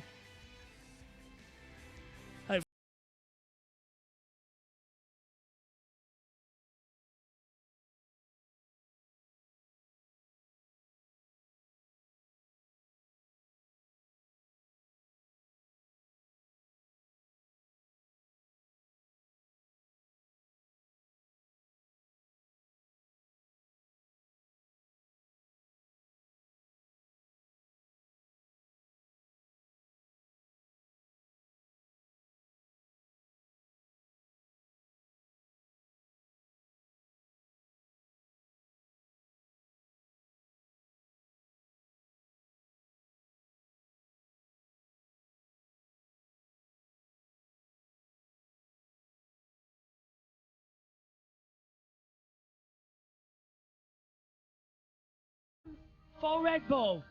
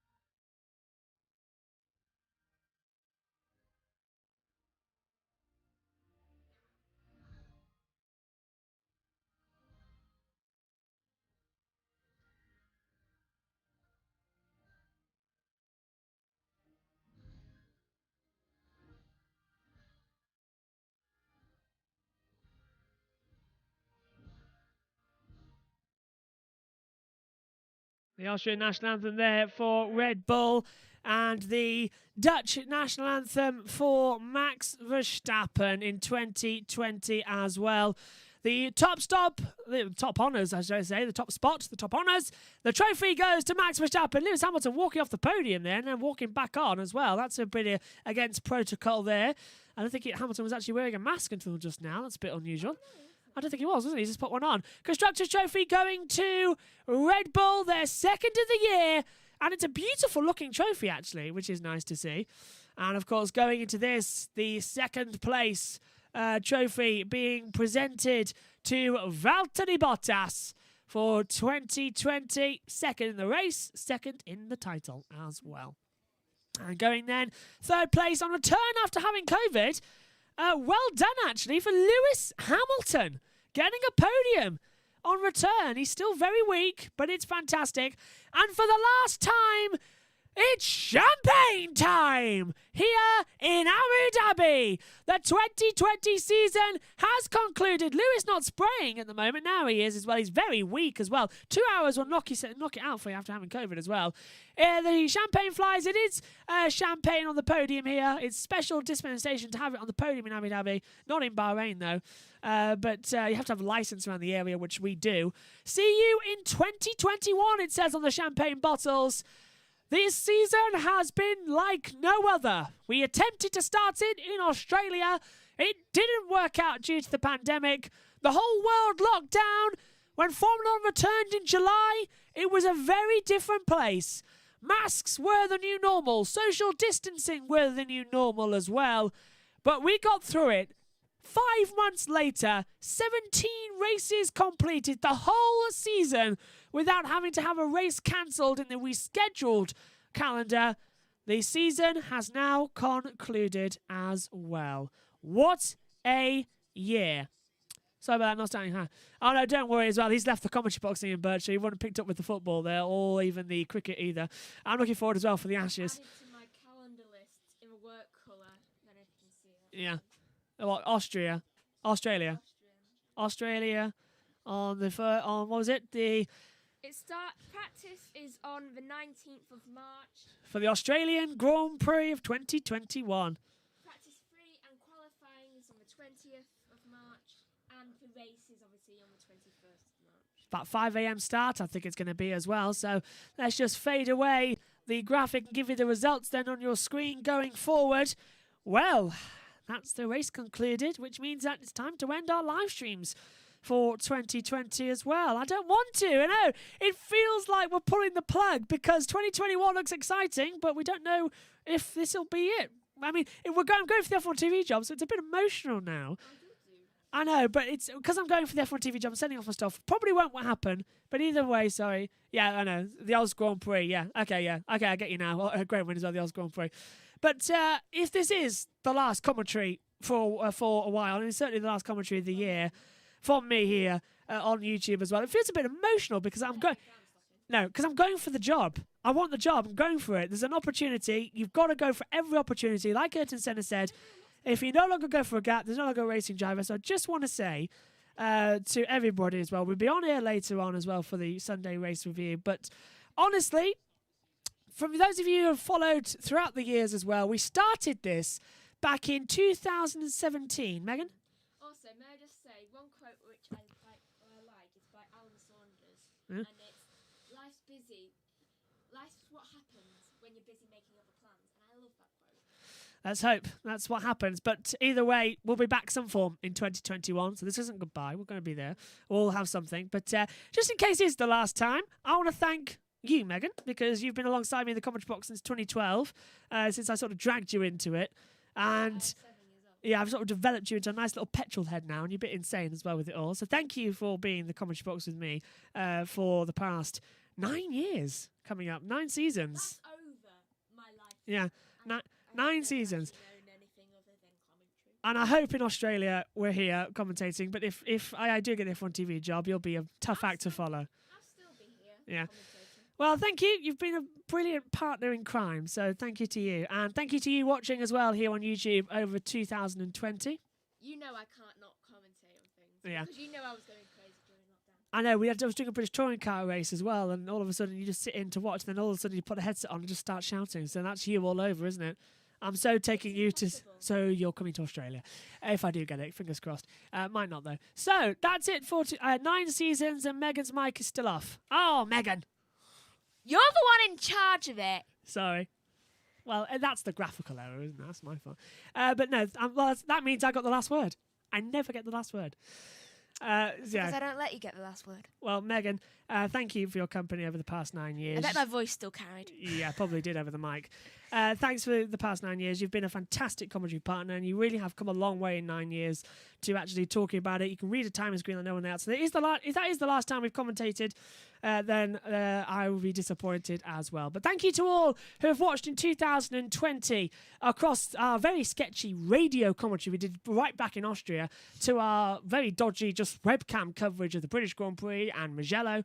And then when we finally took it seriously and did it properly in Eiffel onwards, it's grown and grown and grown, and it has been fantastic. They've also all been dramatic since then. They've all been dramatic, yeah. And this is only the second race we've commentated on that Hamilton hasn't won on lives. I know, it's unusual, isn't it?